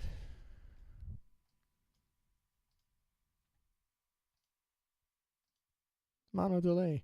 I'm only going to do this on the lead tracks. I need to bring this over here. So here we go. Look at that. You guys can see the chat that's going on there. Reverb 100% size, 100% wet. Okay, vocals done. Almost. I actually I hate reverb. Reverb is not my friend most of the time. So let's see. Do we have a... Oh, no, I don't want that. I don't want that at all. I don't want to sync. What I have discovered is that my favorite way to sing when I'm singing is with the track enabled and with some latency. So what I'm going to do is set this to about 30 milliseconds. I'm going to set feedback to like none and then mix to maybe like 30 or 40. Let's listen to that. See how that sounds in there. I gotta split. I'm being legit, it's gotta quit. My stomach is sick, I can't escape. 40. There's nowhere that's safe in all this hate. What is this edginess in the high range of the vocals? Is that EQ? It's not EQ that I added. I think it's just Glenn's manner of singing and microphone that he used. I don't know what mic he used. Glenn, maybe you can answer that question. There is some serious piercing highs, and there is a little bit of distortion, but I don't know if he added distortion or if it was just clipping the channel. I suspect clipping the channel, maybe clipping his vocal cords too. That might also have been part of it, like just grit. SM7B, not the microphone. Probably over. Yeah, you might have been overloading the channel because the SM7B is not a piercing sort of a microphone. It's a very, very good warm sounding microphone. This 609. This, you can get some garbage clipping out of this thing if you sing in it real hard. It's straight up piercing, but it's meant for like sitting up against guitar amps. The SM7B is a very warm, round sounding mic. Very clear, nice sounding thing. Yeah, definitely shouting. I gotta split. I'm being legit, it's gotta quit. My stomach is sick, I can't escape. There's nowhere that's safe in all this hate. Can you engineer the edginess? Yeah. Distortion. Just add it. All of it. Not really. Vocals are weird. Like it's weird how much of an effect even the smallest amount of distortion will have. But I think this 50 millisecond delay I think that's gonna work. All right, now let's add an actual delay and a reverb. And I keep these set up on a bus because I use them so much. Let's do that, and we'll turn them on. We'll enable them, and we'll have way too much of them. Let's turn them down first. I gotta split. I'm being legit, it's gotta quit. My stomach is sick, I can't escape. There's nowhere that's safe in all this hate. That's not how to behave when the fight has been lost and you're counting the cost. You're assessing it all, doing damage control. Gotta make up your mind if you leave it behind. And I will. Goodbye, it's been real. I gotta go, go, go. I gotta go, go, go. I gotta go, go, go. I gotta go, go, go. I tried to stand. The trouble was scanned, and so I ran. It wasn't the. That sounds good. Let's hear all of the things now. I gotta split. I'm being legit. It's gotta quit. My stomach is sick. I can't escape. There's nowhere that's safe in all this hate. That's not how to. Those guitars sound too good. You can't have that. All right, guitars, how can we ruin you?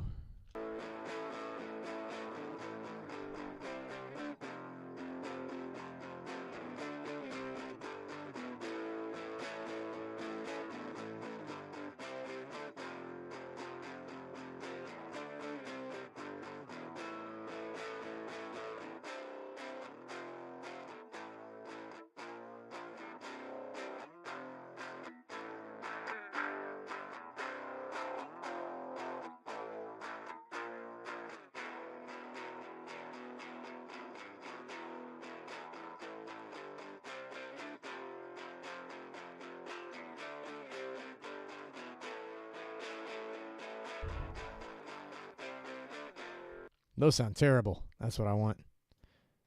I gotta split. I'm being legit. It's gotta quit. My stomach is sick. I can't escape. There's nowhere that's safe in all this hate.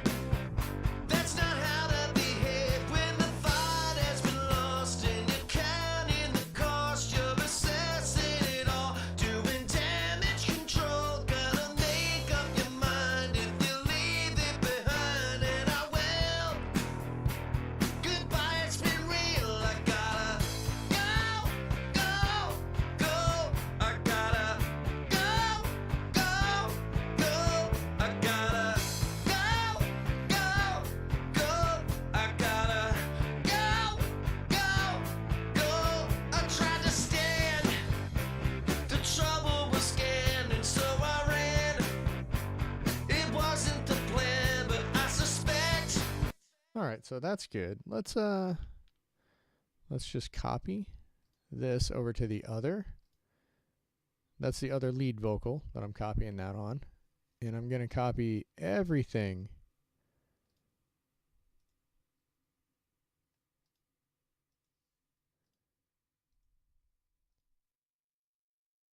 And now we've got a starting point that's the same as the first lead vocal, but I'm going to change it different. If you record them processed before Cubase or process a clean sound and then add effects, which would you do? Yes. What I do is I almost always record and I'll either record an amp, direct in or mic'd. Very rarely will I plug straight into the interface and record it completely clean. What I'd rather do most of the time is when you're dealing with gain and distortion, it's a fundamental part of the sound of the instrument. And trying to play without having it there as part of the performance just doesn't work for me. And I don't get the right squishiness out of the VSTs that I get out of tubes. Ty does a lot. He does a lot more direct than I do. But yeah, for the most part, I'd rather use the amp and mic it. As far as effects, I don't use any effects going in. The only exception to that rule is wah. If you're going to do wah, it's easier to do that on the way in, so you can control it. But like chorus, reverb, delay, I don't record any of that. I'll add that later. The VSTs, some of them are more than a little lame, Jake Blade. Some of them are extremely lame. Some of them, on the other hand, are quite good. I just can't get anything out of them. I feel the same way about Stratocasters.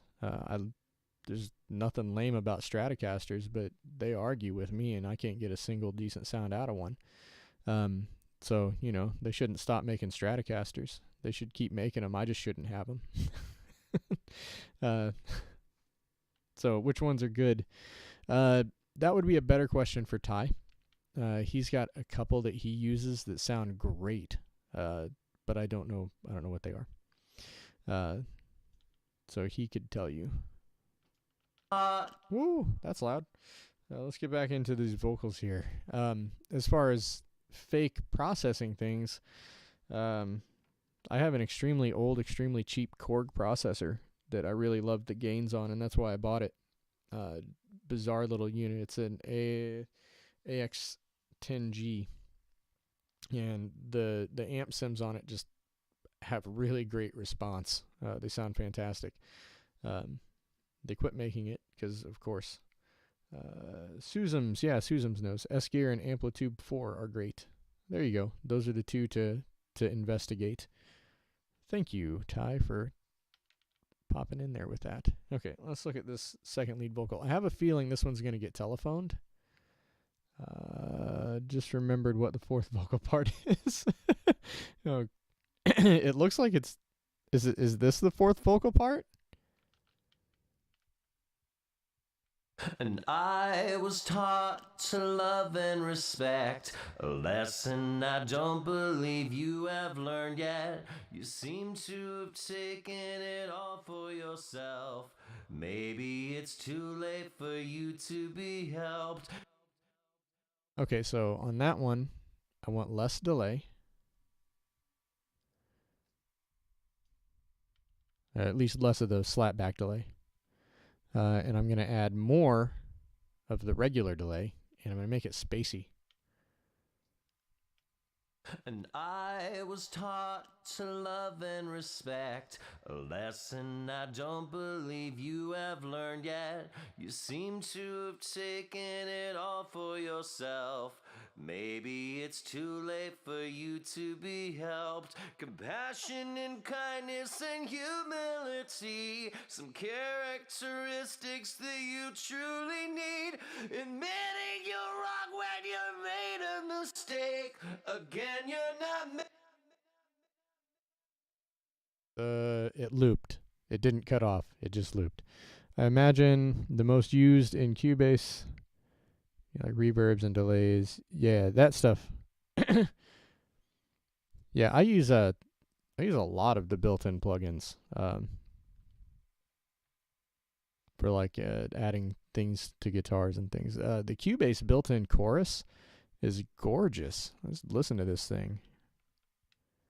And I was taught to love and respect, a lesson I don't believe you have learned yet. You seem to have taken it all for yourself.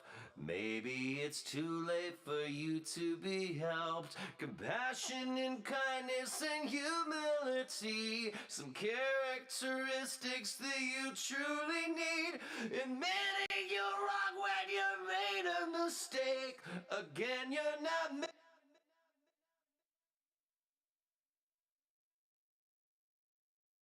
Fix that loop.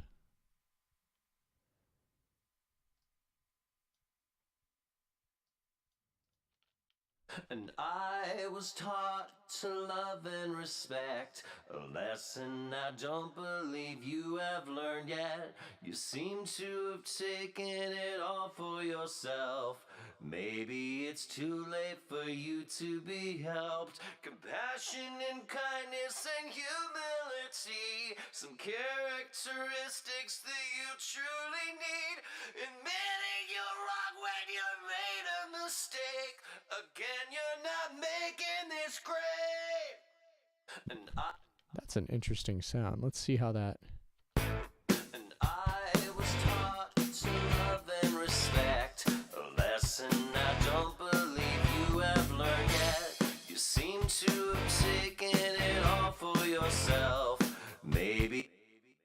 Am I the only one who forgot that the song wasn't in 3/4? Is that just me? Because that song, that whole section sounds like it's in 3. And then I hear the drums and everything come in. I'm like, no, it's not. What happened? And I was taught to love and respect, a lesson I don't believe you have learned yet. You seem to have taken it all for yourself. Maybe it's too late for you to be helped. Compassion. I'm going to leave that chorus there, but I have a feeling. Let's look at modulation. Let's... yeah. And I was taught to love and respect, a lesson I don't believe you have learned yet. You seem to have taken it all for you. Nope. Sean, what is the HC slider on that EQ? That's a great question, Susums. Ty. There's the high cut filter and low cut filter. They're misnomers. The LC, it's actually a high pass. And this is the HC, the high cut, is a low pass. So I use the high pass, which they call the low cut. Low cut, high pass, kind of the same thing. But I use that just to kill all of the low. Yeah, I kill all of the lows that are not needed in the track. And then I can use the same thing for the highs. But this one, obviously you use this way more. Why don't they call it high pass or low pass? I can tell you why they probably don't, and it's because they're German and they don't speak English. And so I'm kidding. Although now that I think about it, it could just be because whatever the German terminology for it is probably more related to low cut and high cut. Also, people get real confused by high pass and low pass terminology. People forget the pass part is the part that goes, like, high pass means that the highs pass. Is Cubase Japanese now? Really? Did Steinberg get bought and I just didn't know? Did that happen? I know all of the Sony stuff is now Magic's because I just bought that one bundle and found out that SoundForge is just as bad as I remembered. Don't use SoundForge, use Wavesaur, it's better. Doesn't Yamaha own Steinberg? No, I thought it was the other way around. Is it that way? I know all of the Yamaha stuff comes with Steinberg because that's how I got this. That's how I got into Cubases, because I bought a Yamaha interface. Okay. So maybe it is. Anyway, the phaser didn't work out, but the chorus did. So let's turn the chorus back on.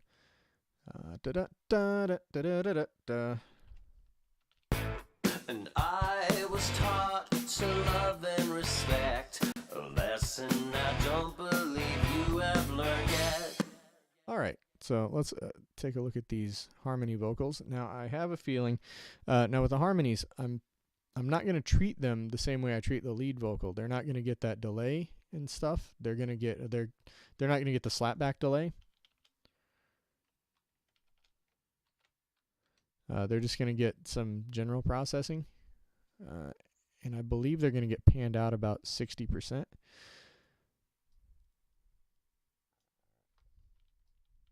And let's go ahead and gang those.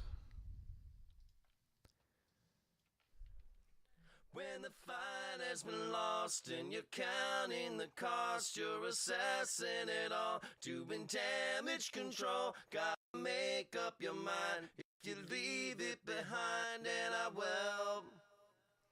Goodbye, it's been real. The blast radius won't. Okay. I do want to copy the strip settings just to get the noise gate. And it's the same singer singing into the same mic, so that makes life easy. When the fight has been lost and you're counting the cost, you're assessing it all. That's nice. Whistles to blast when the fight has been lost and you're counting the cost, you're assessing it all, doing damage control. control. Gotta make up your mind if you leave it behind, and I will. Goodbye, it's been real.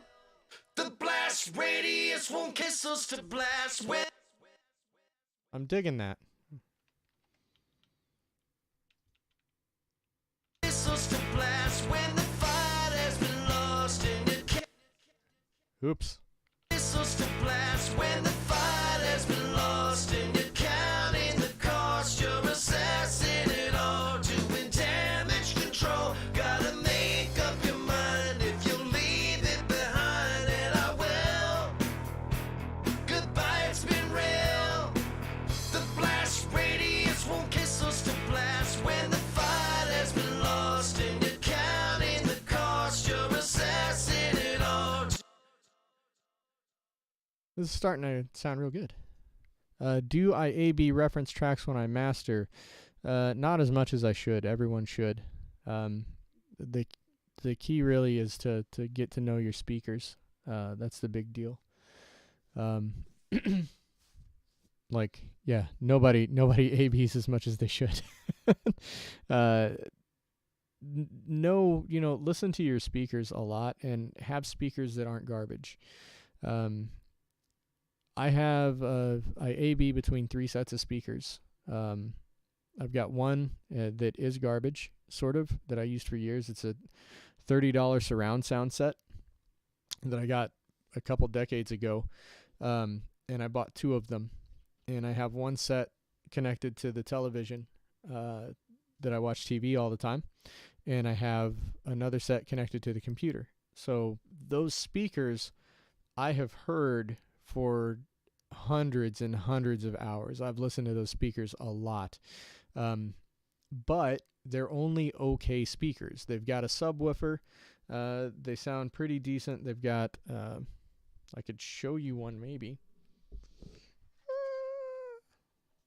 They look like this. They look like just your average, ordinary computer speakers. They're not junk, but they're not great. They're just okay computer speakers. Okay computer speakers. They're good for listening to Radiohead. So anyway, they sound all right, but they don't reproduce highs above about 10 or 12K very well. And the subwoofer is okay, but it's not like powerhouse super big. Then I have a set of Yamahas, and the Yamahas are natural sounds. They have 8-inch by 4-inch by 1-inch, and those I have a Hafler, a vintage 1980s Hafler preamp and power amp that pushes those. Those things sound like thunder. They are huge sounding, and those are what I listen to stuff to see if it's thunderous sounding. My main monitors that I'm using are a set of Tascams. They're VSL5s. So they're a 5 1/4-inch Kevlar driver and a 1-inch dome. So I haven't had these as long, so I don't know them as well, but they're super transparent. I really like them. They put the crossover a little higher than like Rockets and what are the other really common 5-inch speakers? The KRKs are the most common ones. And these put the crossover just a little higher so that you're not fluttering back and forth between the woofer and the tweeter as much for vocals, especially like high vocals like Glenn's here. I really like how they sound, but they're 5 1/4-inch. You can't reference deep bass on them. They just physically can't put it out like the 8-inch speakers. So I don't A/B tracks as much as I ought to when I'm mastering, but I do have one set of speakers that's okay and typical of a lot of systems, like just typical computer speakers that I know super well. So if something sounds funny to me in those speakers, I know that it sounds funny. And if something sounds good on those speakers, and I pretty well know that it sounds good, then I've got the much nicer speakers that I'm just not as familiar with. So I A/B/C the speakers a lot. Yeah, and Ty says he's got his 2.1 desktop speakers, then the big hi-fi speakers, and then 3 pairs of headphones. Yet I do not trust what I'm hearing in these headphones, even a little bit, to be honest. These are just some cheap Bluetooth headphones. They're they're not connected by Bluetooth right now. They're connected by wire. But anyway, let's give this track a listen and see if there's anything obvious that needs changed. It needs to be changed. God, I'm Midwestern. Okay, let's hear this. I think I might need to do some work on that guitar. Let's...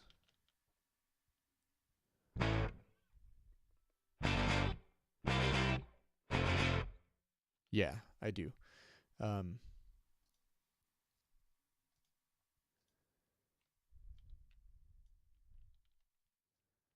Okay, where's our noise floor? So what should you turn your threshold all the way down on your noise gate?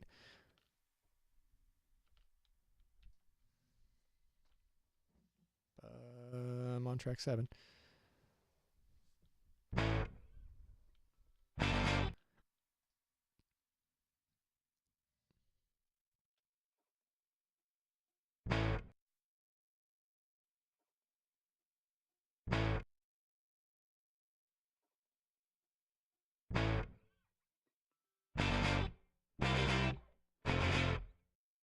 All right. I'm going to let you guys listen to the track while I run and use the facilities and grab something to drink real quick. I didn't leave it looping. It's not. You're not going to listen to the same 4 measures over and over. You'll hear the whole song.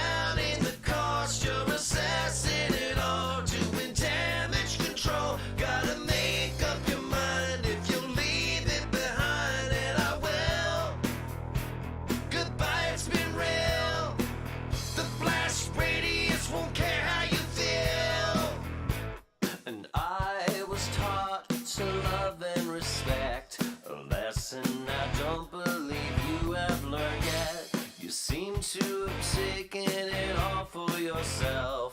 Maybe it's too late for you to be helped. Compassion and kindness and humility, some characteristics that you truly need. Admitting you're wrong when you made a mistake. Again, you're not making this great. I gotta go, go, go. I gotta go, go, go. I gotta go, go, go. I gotta go, go,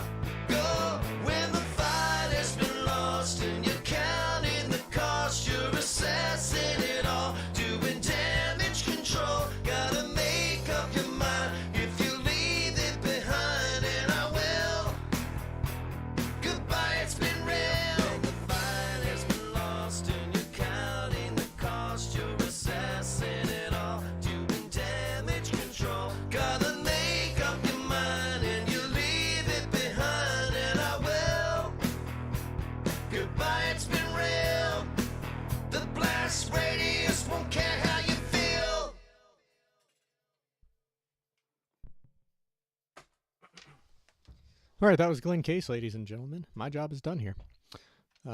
Okay, so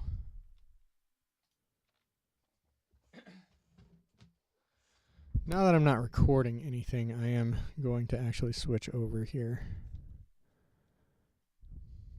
to speakers instead of headphones.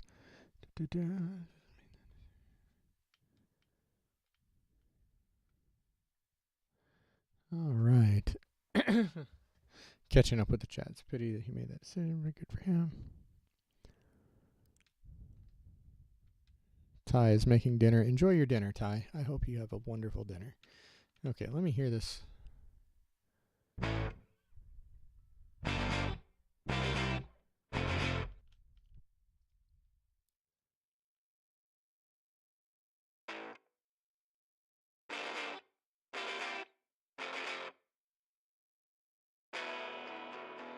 Okay, let me hear the other one.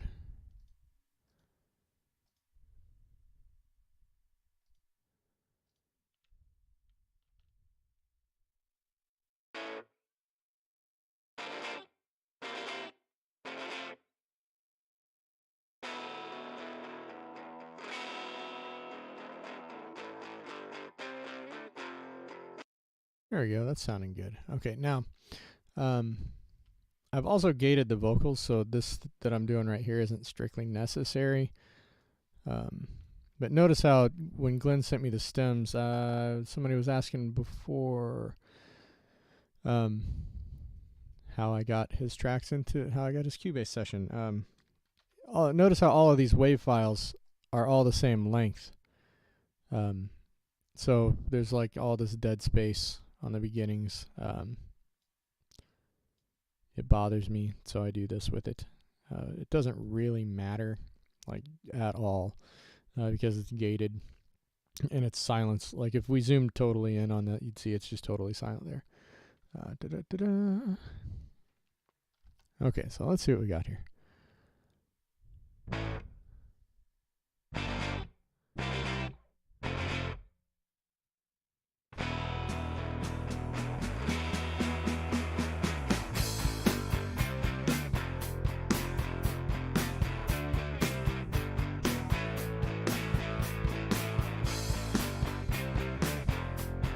Okay, yeah, I'm going to make some very different decisions based on listening in speakers now. Okay. Glenn's snare needs to be in, I think.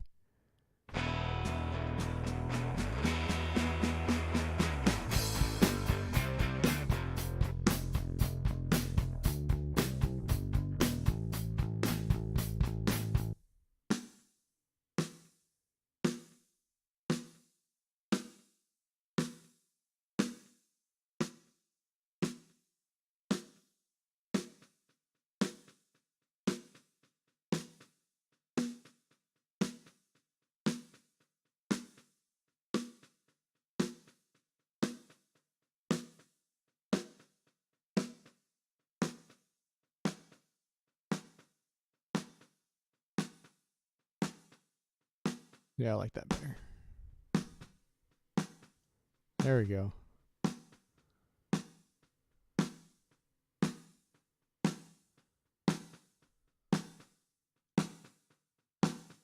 Now, you hear those little...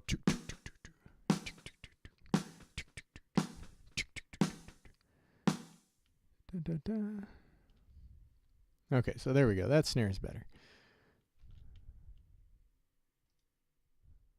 Let's skip ahead a little bit. And then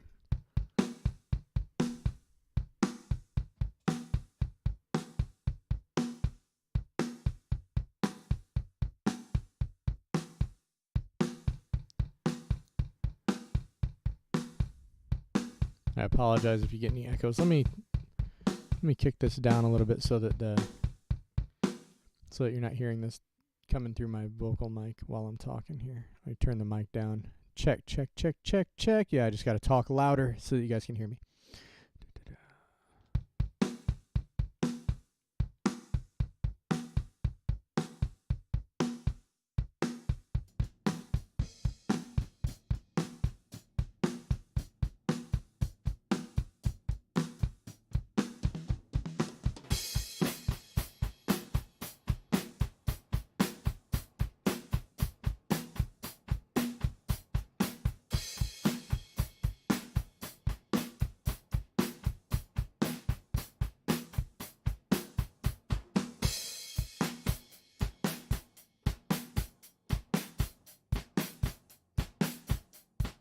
That's better.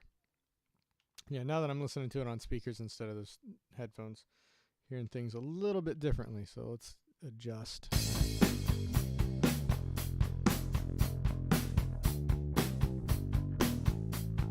It's making me bob my head. That's a good sign.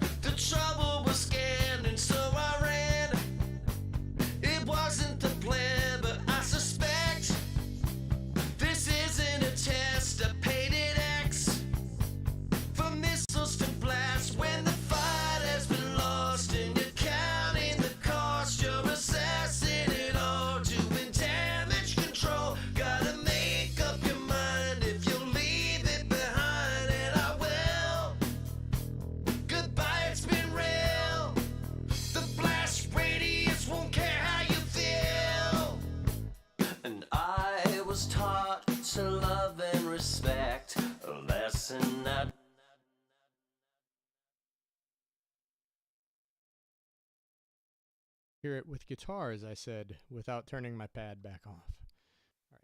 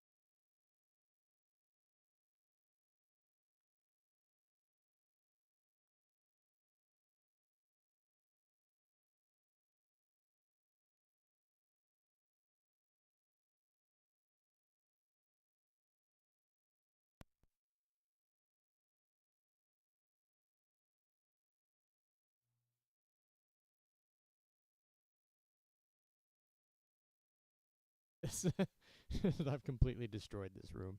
There's drums and things that just do not fit in here at all. Hang on.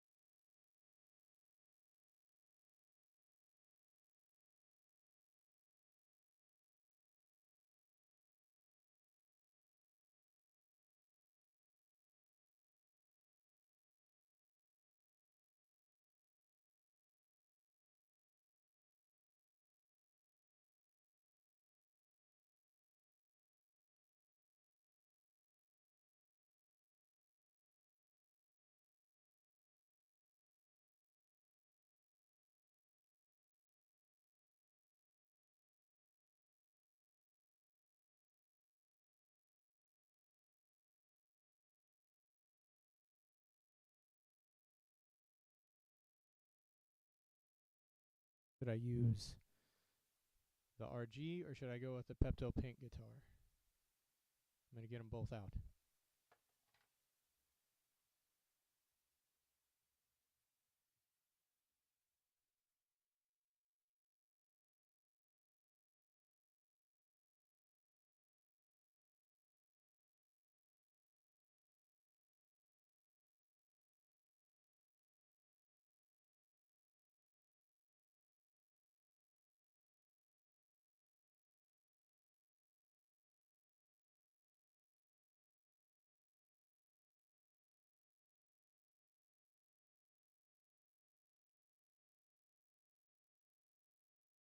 I was kidding. I'm going to use the pink one anyway.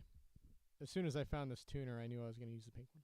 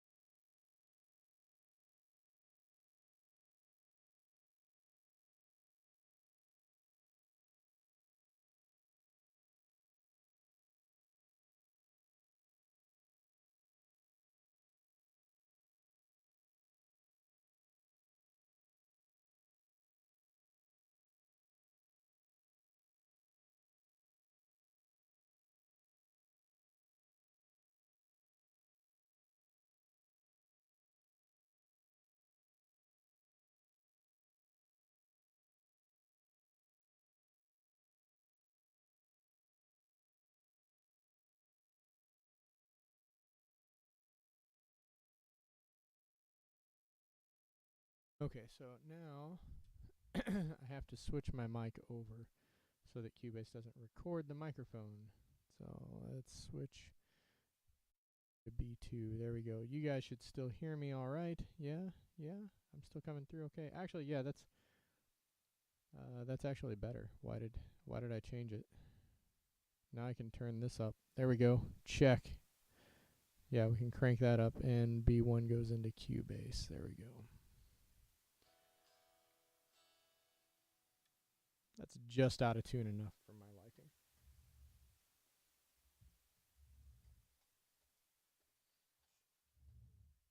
Okay, so what I'm using now is this $40 Goodwill guitar.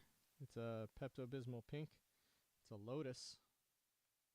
It's quality plywood. But I'm plugging this into, I've got a PV Valve King 20 that I'm going to run this into, and then the Valve King has a simulated speaker.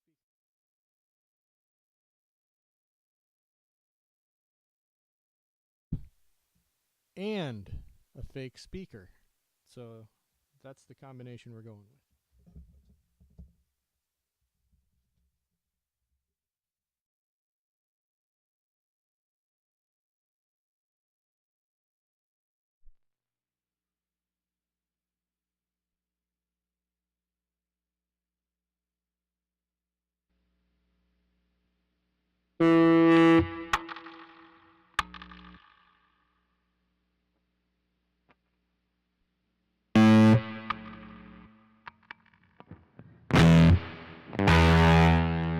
Probably real loud, huh?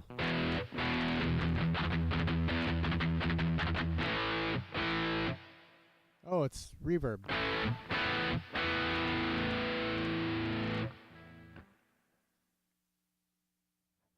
get rid of that nonsense.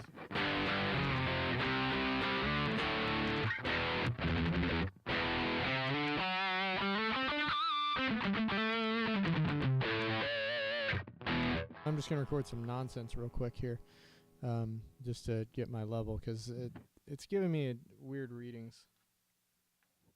That's not how to behave when the fight has been lost and you're counting the cost. You're assessing it all, doing damage control. Gotta make up your mind if you leave it behind, and I will.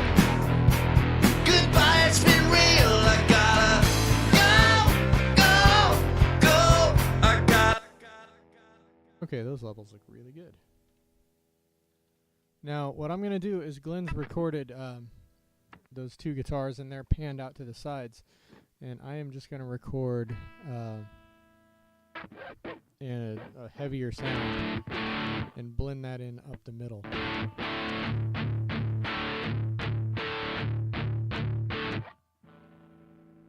let's see here.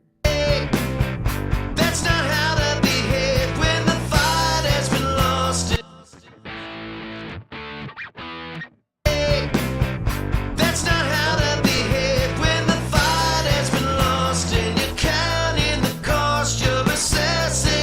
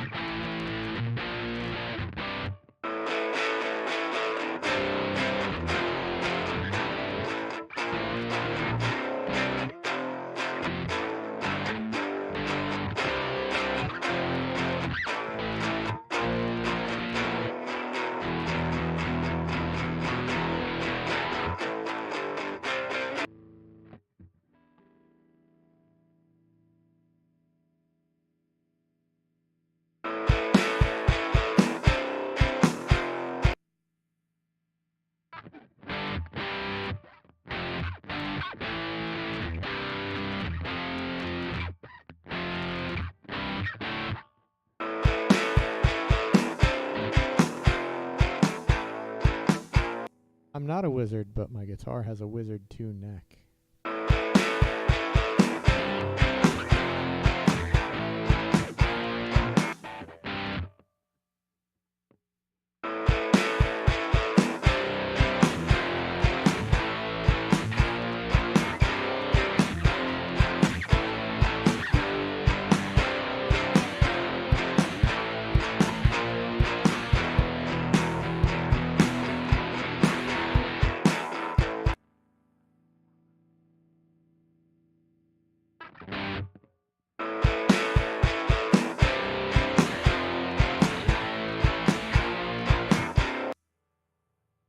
Be more abrupt on the first time, and then I'll make them bigger.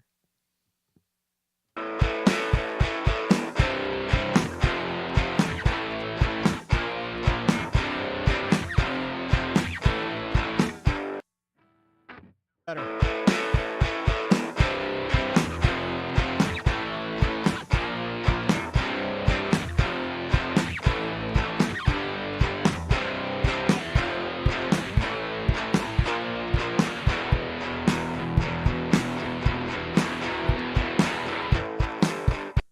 There we go. Okay, there's more.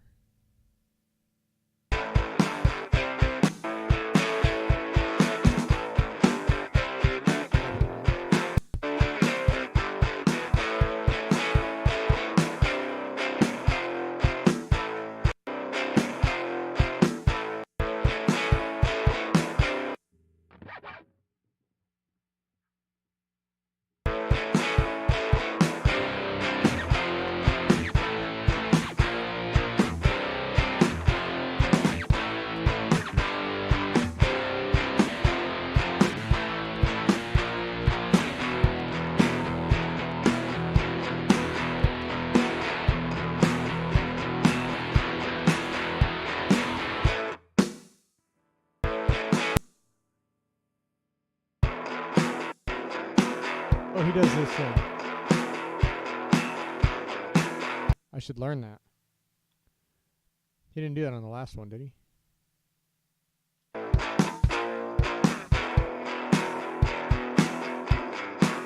Oh, he did.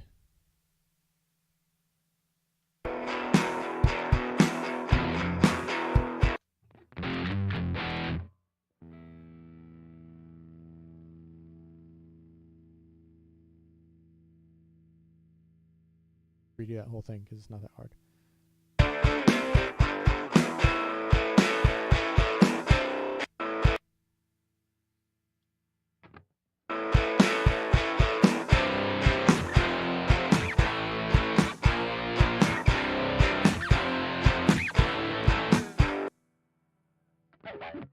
But I say that out loud.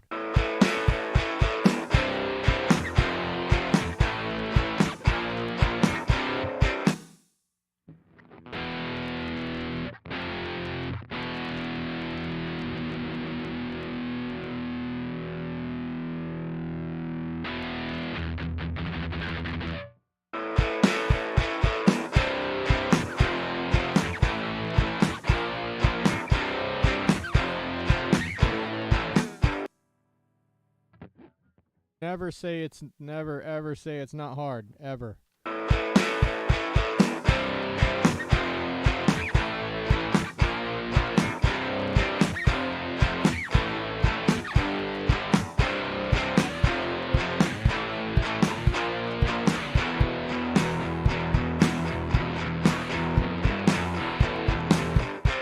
I did it at the wrong time.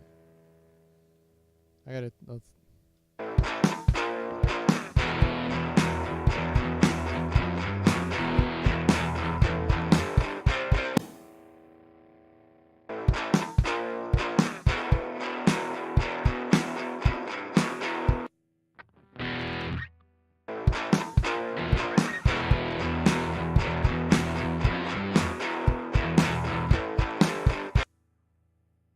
play it now. Usually you would do that before you record it, right? I guess.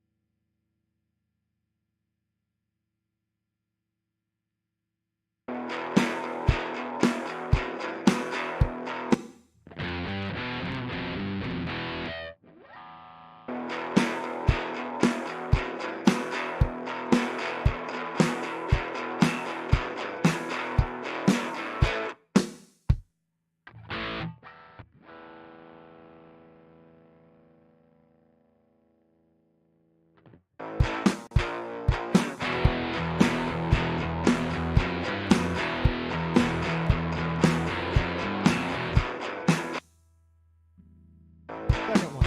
Then this is a weird part, man.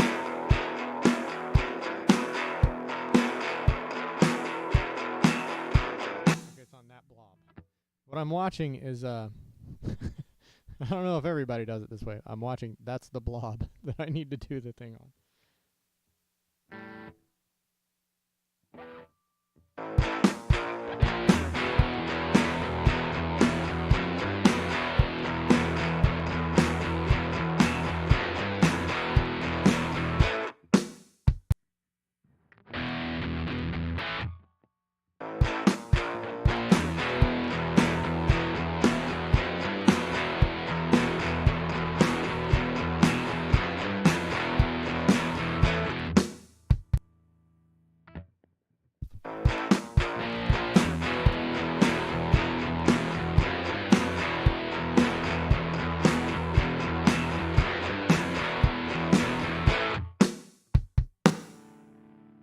Was on a different track.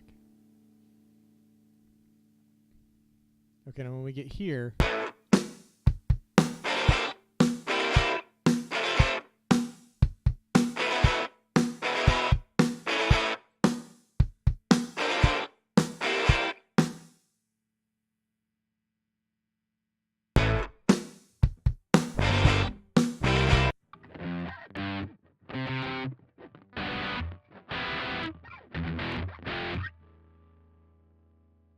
let's let's hear it with everything, because I don't know if I want to mess with that part. And I was taught to love and respect, a lesson I don't believe you have learned yet. You seem to have taken it all for yourself. Maybe it's too late for you to be helped. Compassion and kindness.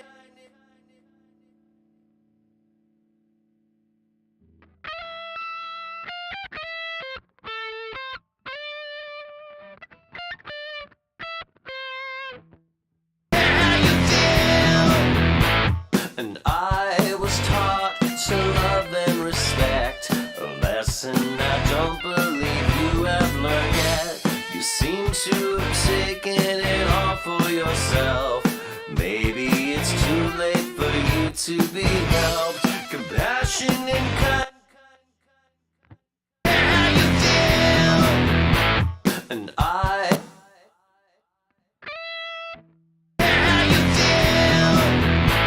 And I was taught to love and respect, a lesson I don't believe you have learned yet. You seem to have taken it all for yourself. Maybe it's too late for you to be helped. Compassion and kindness and humility, some character.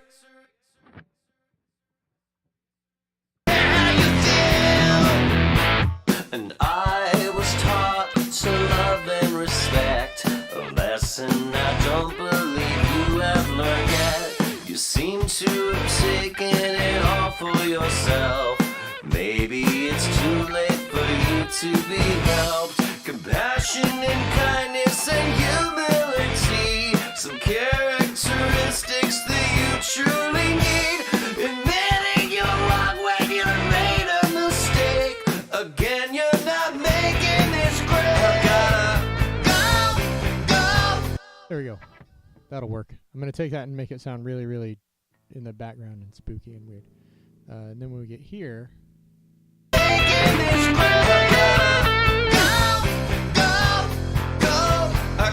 Now this part I hadn't been doubling, but we're going to double it now. Again, you're not making. This would be a great spot to put Rhodes in. Tanner, Ty, when you do a remix of this. This bridge would be great with Rhodes. It would sound fantastic. Again, you're not making this great.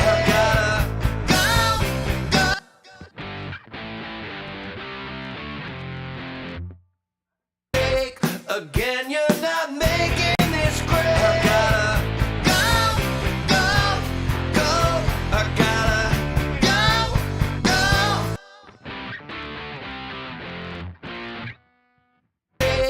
Again, you're not making this great.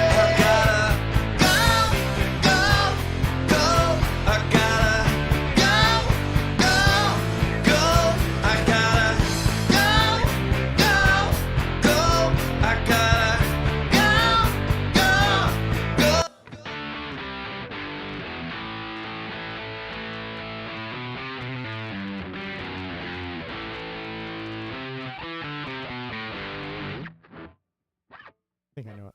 Let's see what happens. Again, you're not making this great.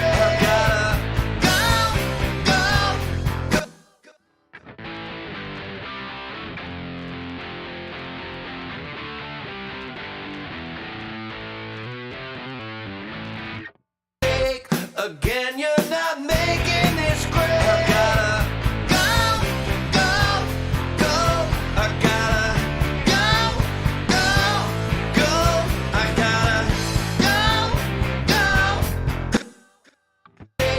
Again, you're not making this great.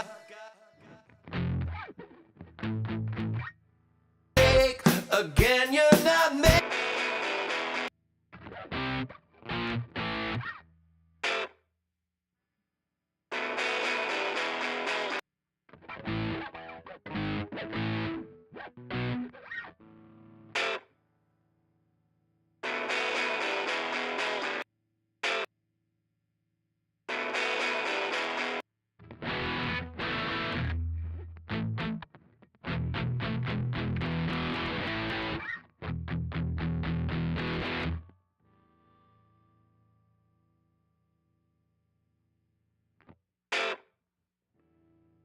we can't record with just that.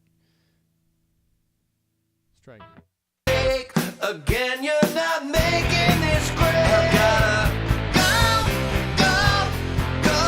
I gotta go, go, go. I gotta go, go, go. I gotta go, go, go. When the fight has been lost. Okay, and then it goes to the.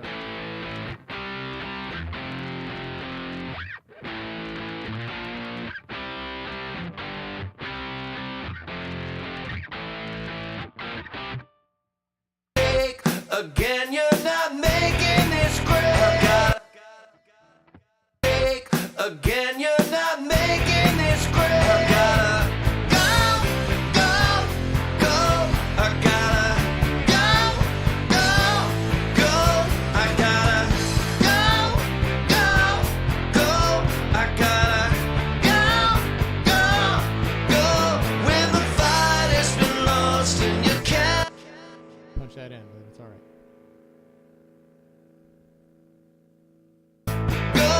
when the fight has been lost. Go when the fight has go when the fight has been lost and you're counting the cost, you're assessing it all. Go when the fight has been go when the fight has been lost and you're counting. Go when the fight has been lost and you're counting the cost, you're assessing it all, doing damage control. Gotta make up your mind if you leave it behind, and I will. Goodbye, it's been real. Fight has been lost and you're counting the cost. The other vocals.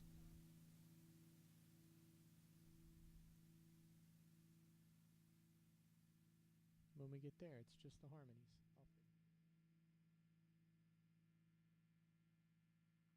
Goodbye, it's been real.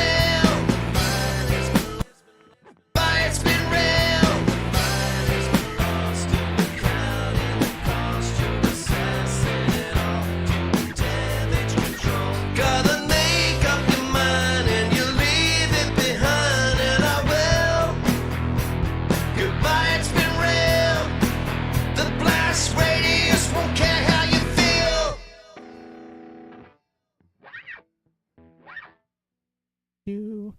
Glenn, we should totally release this Wednesday. Tomorrow. We should make this our weekly track. How's this end? Goodbye, it's been real.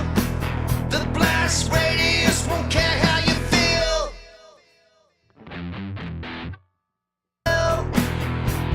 Goodbye, it's been real. The blast radius won't care how you feel.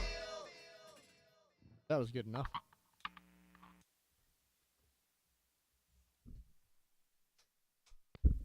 Ow.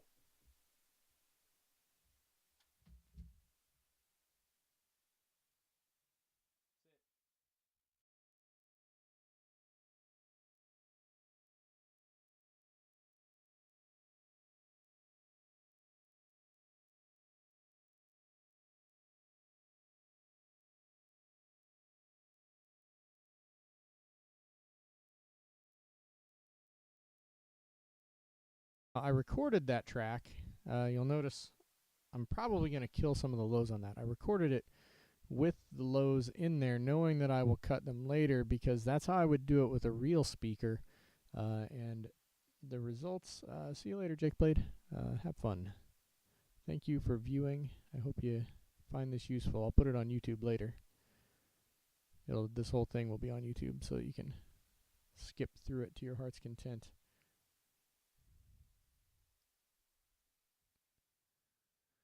Okay.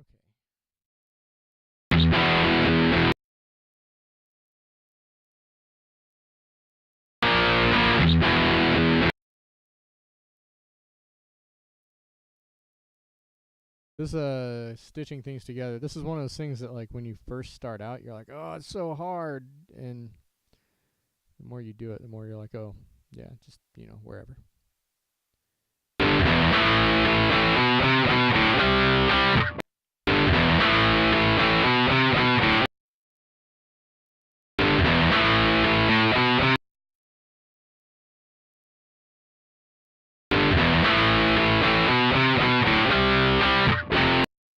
What's weird is it sounds like I punched in there. I totally didn't punch in right there. It's something that as you do this more and more, you start to realize, like, put your punch-ins in weird spots. People will never know that you punched in. Don't put them in obvious spots. People probably think I punched in way different spots than I actually do. I think that note.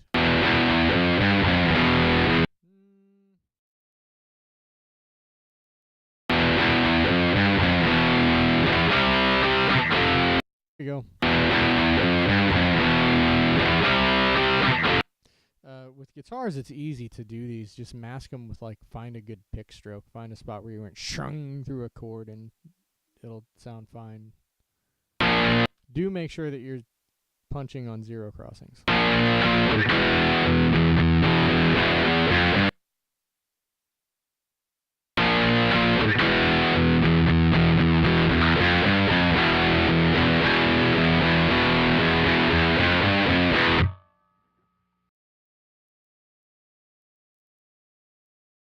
This is going to be a background guitar anyway.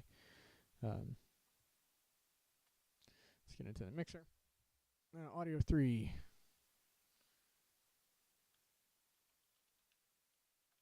Pepto Power. This guitar is the Salmon Shredder. That's what I call it. Okay, let's hear it. Oh, give those frequencies back to the bass player. We don't need any of that down there. Now notice I'm using a much more aggressive, very aggressive sound. Increasing the vocal delay mix for the go section. Yeah, I was kind of thinking about that. I'm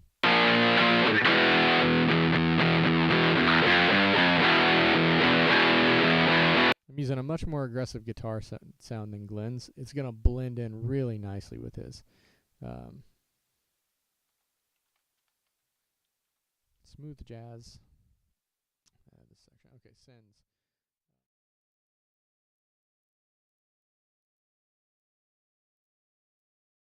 Backwards, I'm stupid. It's fine. All these tracks have the delay on top and the reverb on bottom.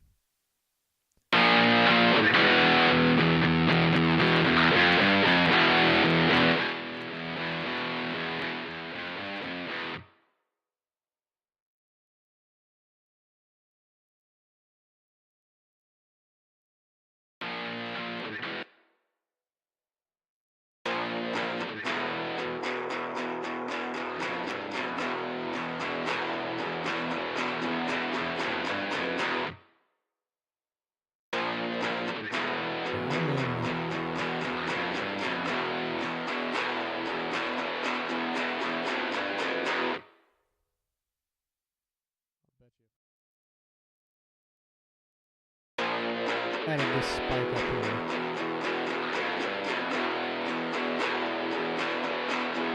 Now just listening to that, those guitars don't make any sense together. It's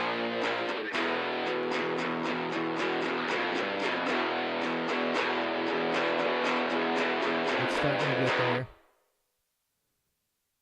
I think that'll work. Okay, so let's put them where they need to be.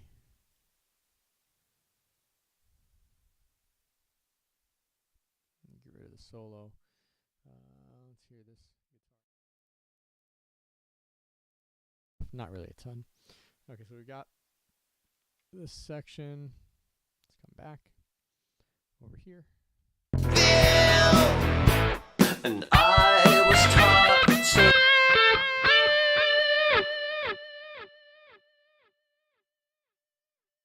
Actually going to roll the highs off of this guitar too. If I were using the other guitar, I would have done neck pickup with the tone control all the way down.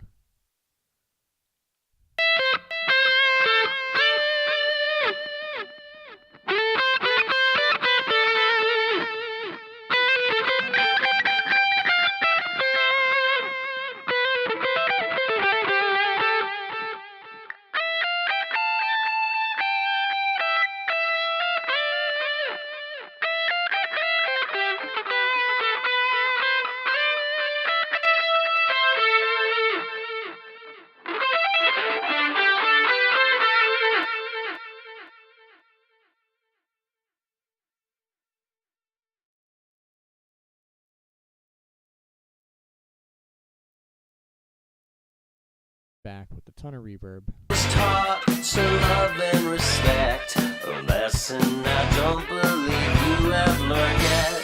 You seem to have taken it all for yourself. Maybe it's too late for you to be helped. Compassion and kindness and humility, some characteristics that you truly need. Admitting you're wrong when you made a mistake. Again, you're not making this great. I gotta go. I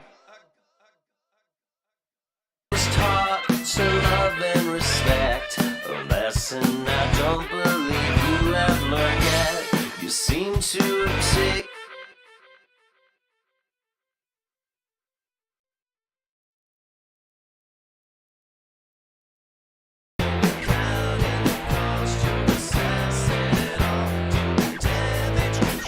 gotta make up your mind and you leave it behind, and I will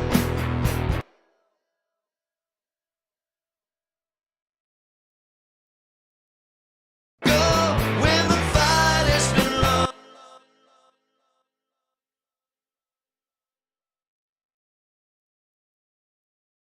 Go when the fight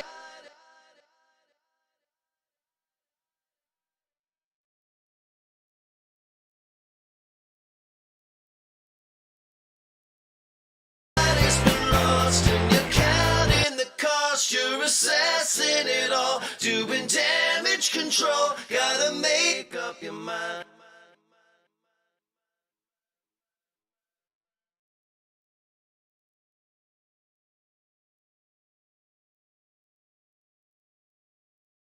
Goodbye, it's been real when the fight.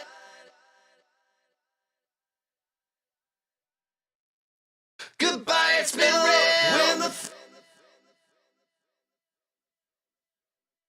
goodbye, it's been real when the fight has been lost, and you're counting the cost. You're assessing it all, doing damage control. Gotta make up your mind and you leave. Boost when it switches tracks.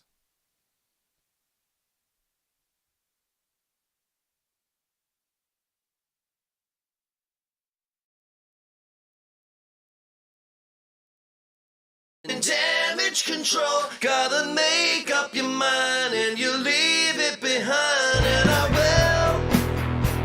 Goodbye, it's been real. The blast radius won't care how you feel.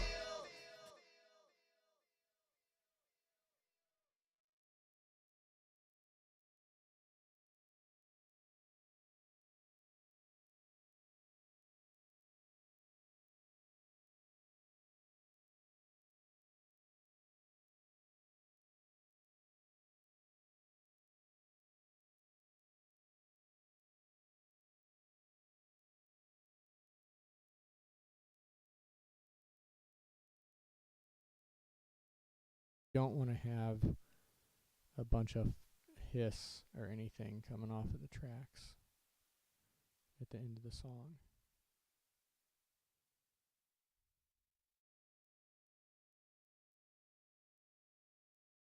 Like that and fade them, and then the reverb will go right over the top of that. How you feel? How you feel?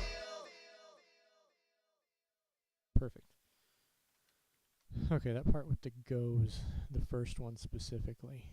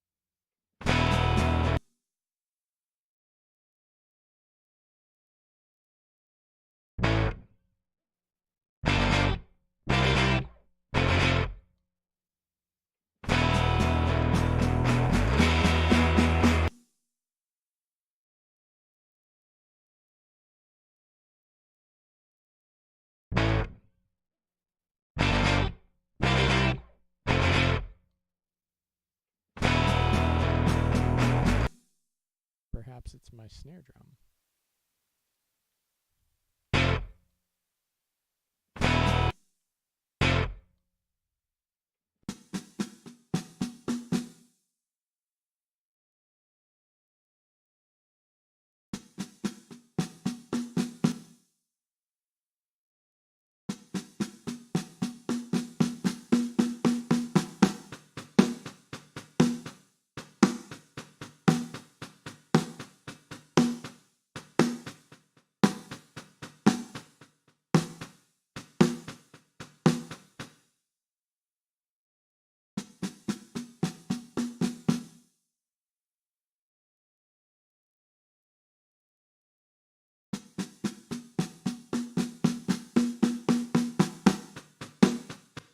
Better.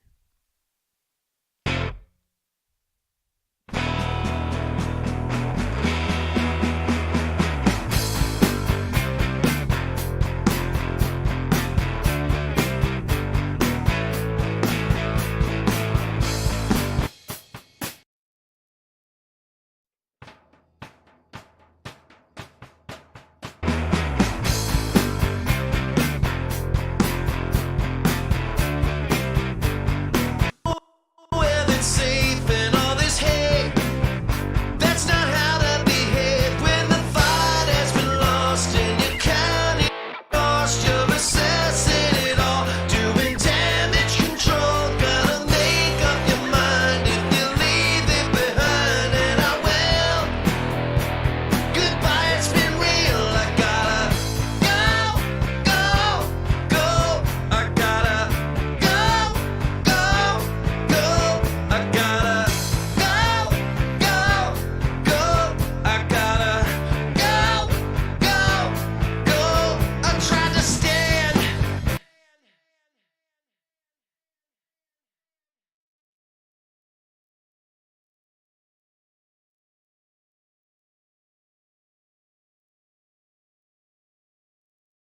It's been real. I gotta go, go, go. I gotta go, go, go. I gotta go, go, go. I gotta go, go, go. I tried to stand. The trouble was scanning, so I ran. It wasn't the plan, but I suspect this isn't a test. I paid an X for missiles to blast when the fight has been lost and you're counting the cost. You're assessing it all, doing damage control. Gotta make up your mind if you leave it behind, and I will. Goodbye, it's been real. The blast radius won't care how you feel. And I was taught to love and respect, a lesson I don't believe you have learned yet. You seem to have taken it all for yourself. Maybe it's too late for you to be helped. Compassion and kindness and humility, some characteristics that you truly need. Admitting you're wrong when you made a mistake. Again, you're not making this great. I gotta go, go, go. I gotta.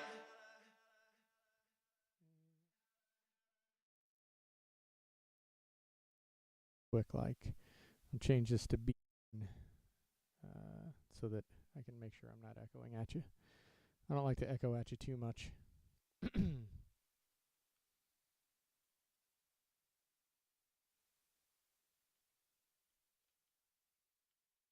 It's been real. I gotta go, go, go. I gotta go, go, go. I gotta go, go, go. I gotta go, go, go. I tried to stand. The trouble was scared.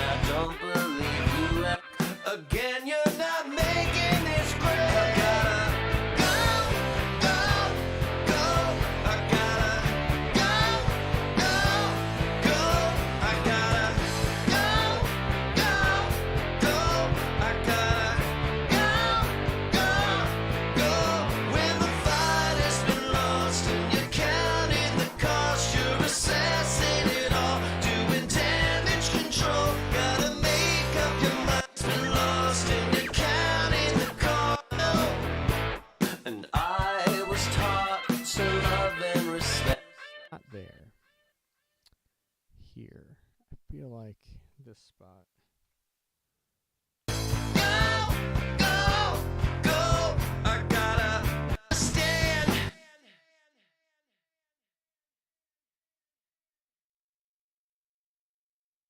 Stand. Stand.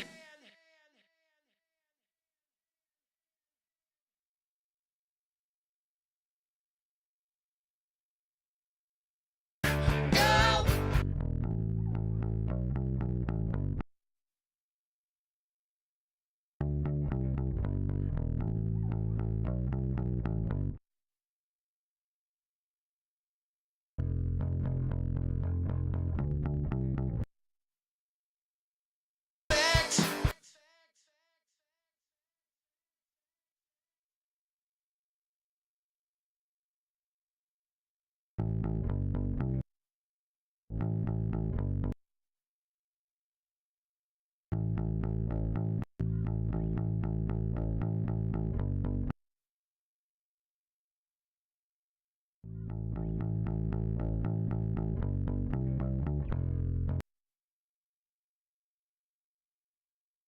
Wasn't the plan, but I suspect this isn't it.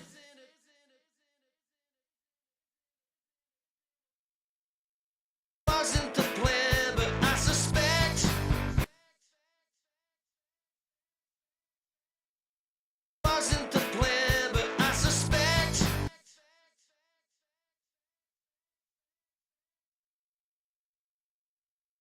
I suspect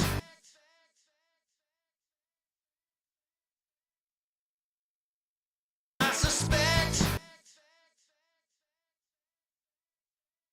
I suspect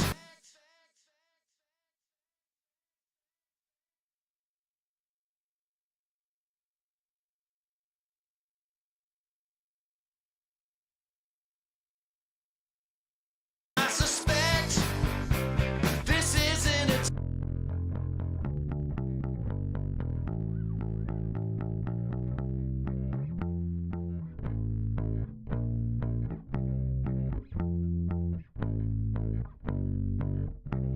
Here.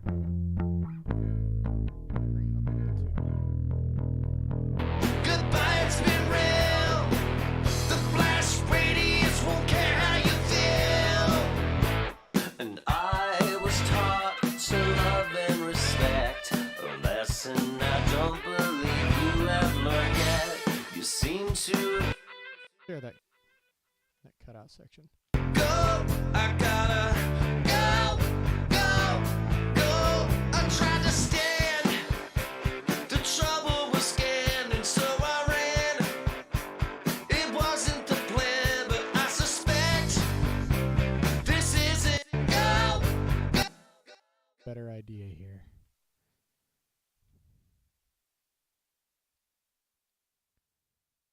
Go, go, go. I tried to stand.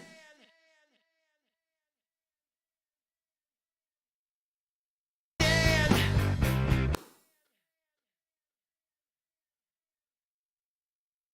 Stand. The stand. Stand.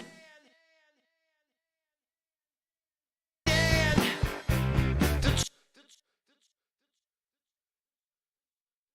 stand. The trouble was stand. The stand. Stand. The trouble was stand. I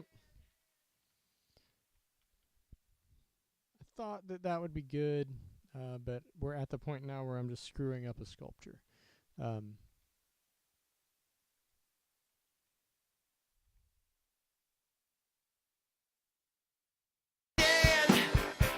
The trouble was scanning, so I ran.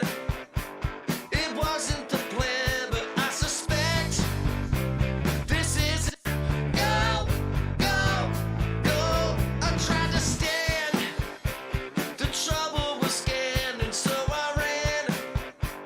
It wasn't the plan, but I suspect. Like it.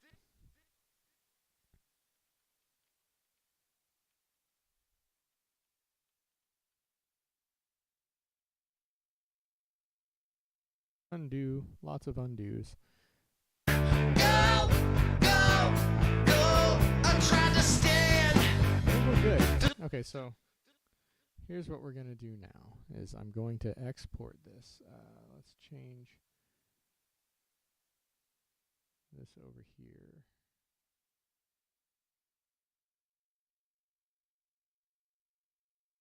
All right, so now you guys see Cubase there. So let's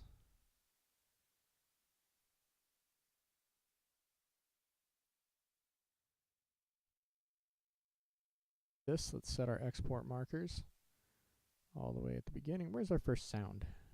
I like to give it about an eighth note.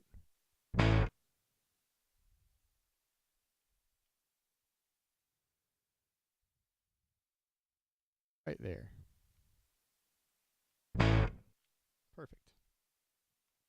Now at the end, let's cut this. The blast radius won't care how you feel.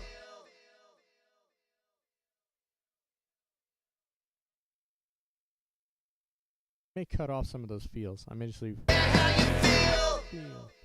feel, and then stop. How you feel.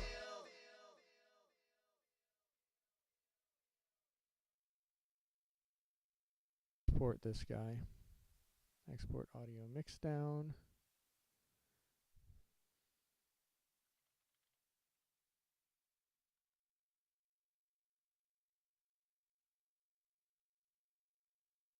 What I'm doing right now is just exporting this thing. All right. Go to sleep, Alex. Okay. Let's come over here. We don't want it mono. We're going to export that down. We'll just do this up to Sean desktop. We do not need to export it to the Whip Belmont folder, which does not exist anymore.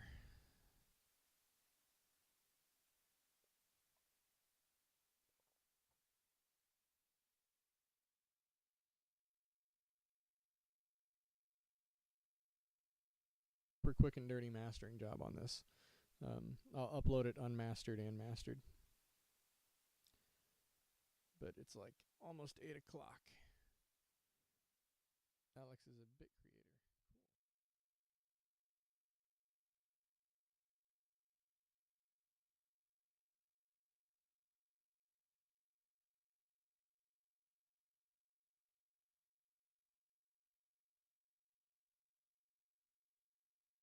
Probably thought I was just sitting here staring off into nowhere, but it's 96% almost done. Oh, he's in English. Yeah, he's 5 hours ahead. Maybe 6. Even more hours ahead of you. Okay, so now we can close that. And now we can close Cubase.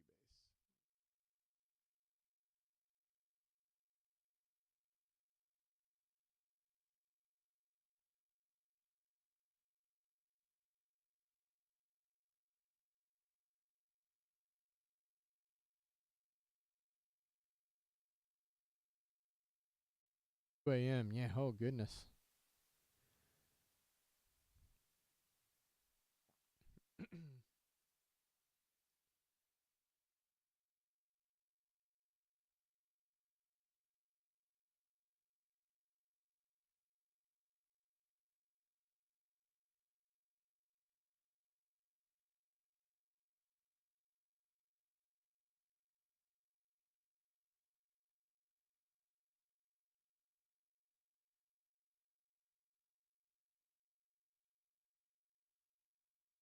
Okay, so Wavesaur is my favorite little program for this sort of thing. Let's get that. Okay, so now we want to open up a VST rack here.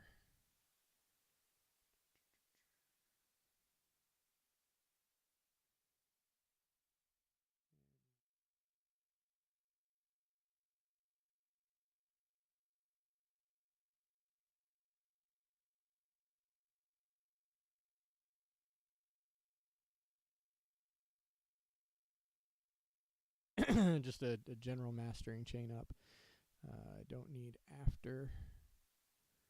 I don't need sorcery. I don't anticipate actually needing EQ or anything on this. Let's just get these viewed so we can see we've got our unmasked.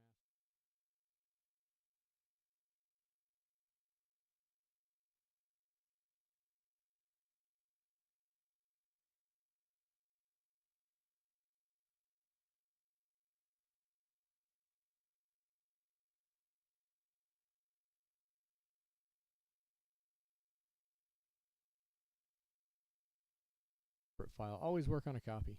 Like, it seems like it should go without saying, but it doesn't. Always work on a copy. Remember that. Copies are good. Okay, let's see what wave source is going to play through. Okay, so I can turn it down good. Okay, got that. Now let's get our VST rack again, and I'm going to click on processing so that you can actually hear everything that's happening. I need to see that one. I need to see that one.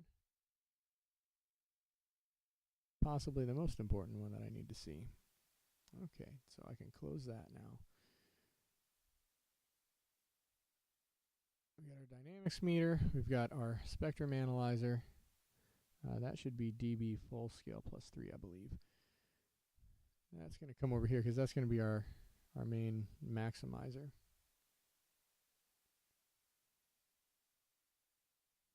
Okay, so let's play this guy.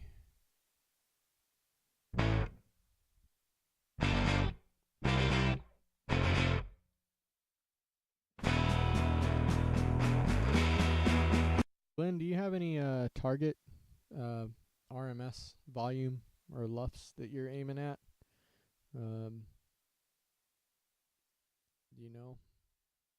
I'm generally going to aim for like the loudest part to be about -10, all other things being equal. Let's listen to this thing. Let's see what we got.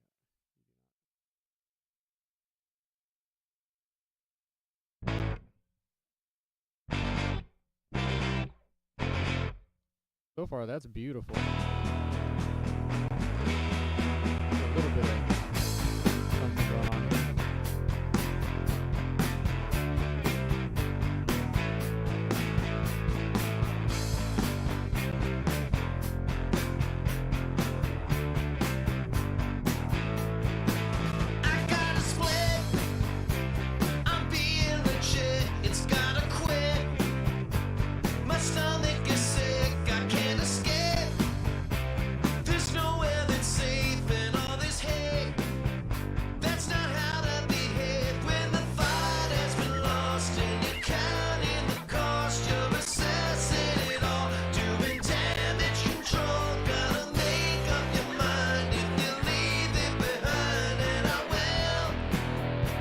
Looking like I'm going to need to take off about 6 dB.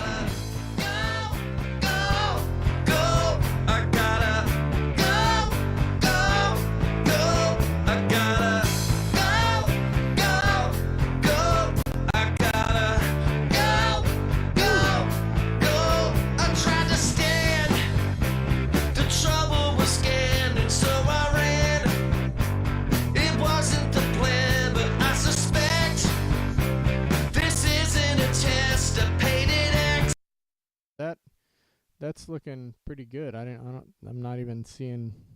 That's one of the benefits of doing sort of the live drums and things, is live bass. It's easier for me at least to get the spectrum looking, and everything sounds well balanced.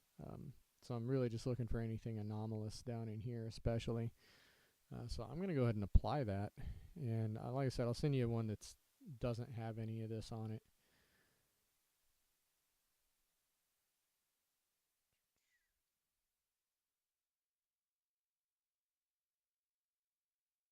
So we're crashing. Nope. It's done now. Okay.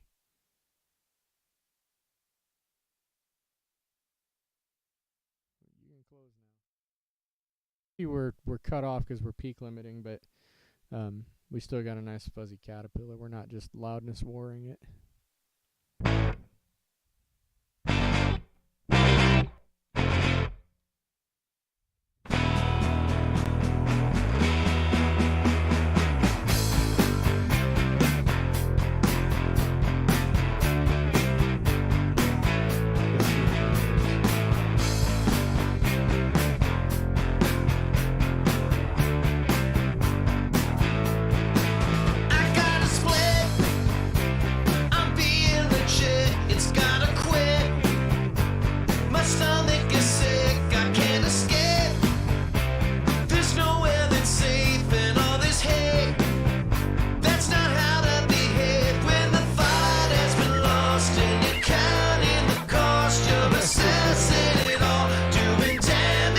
Okay, Ty, yeah, this meter right here, man. This is my jam. I love this. The TT meter, because it tells you the dynamic range that you're hitting. It gives you your peaks, gives you your real-time RMS. I've got Luft's meters too, but I like this better than the Luft's ones.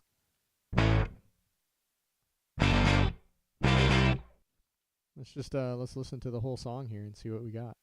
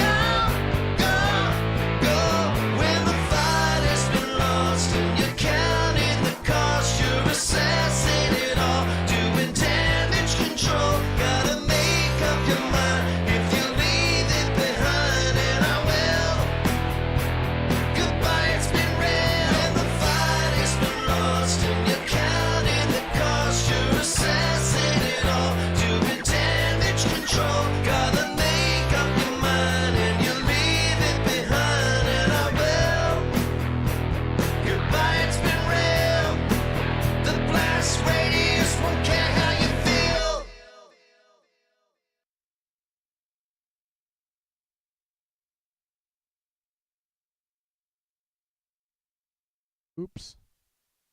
There we go.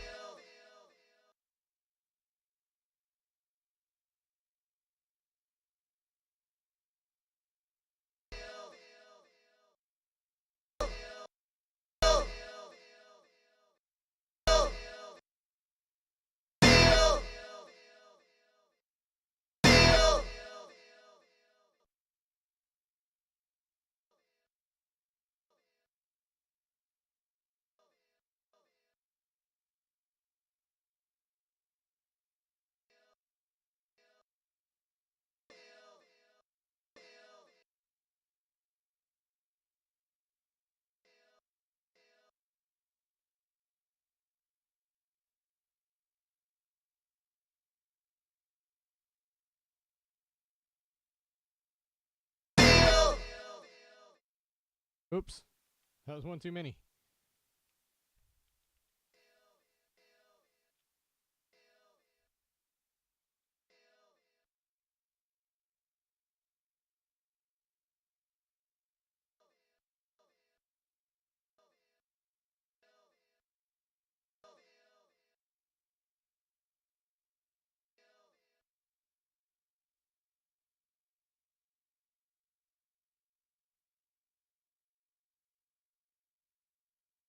Radius won't care how you feel.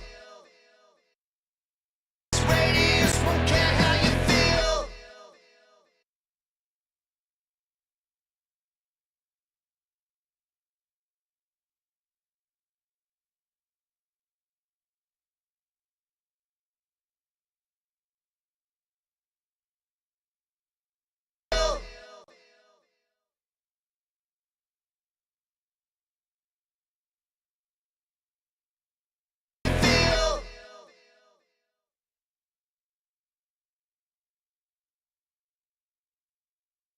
Uploading those.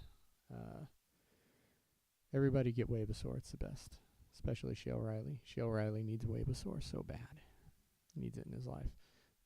It's like the old SoundForge 4.0, except it has a VST rack. Okay, so that is pretty much from not the start to finish, but that's pretty well done. Hope you guys had a good time. Hopefully you got some useful information. Thank you everybody who came out and was watching this. I really appreciate it. I'll have this up on YouTube. Really be plugging us more during these videos. You should check out patreon.com/thegrammarclub, I believe. And hopefully check out our videos. So yeah, I am Ailsean from the Grammar Club, and I will see you later.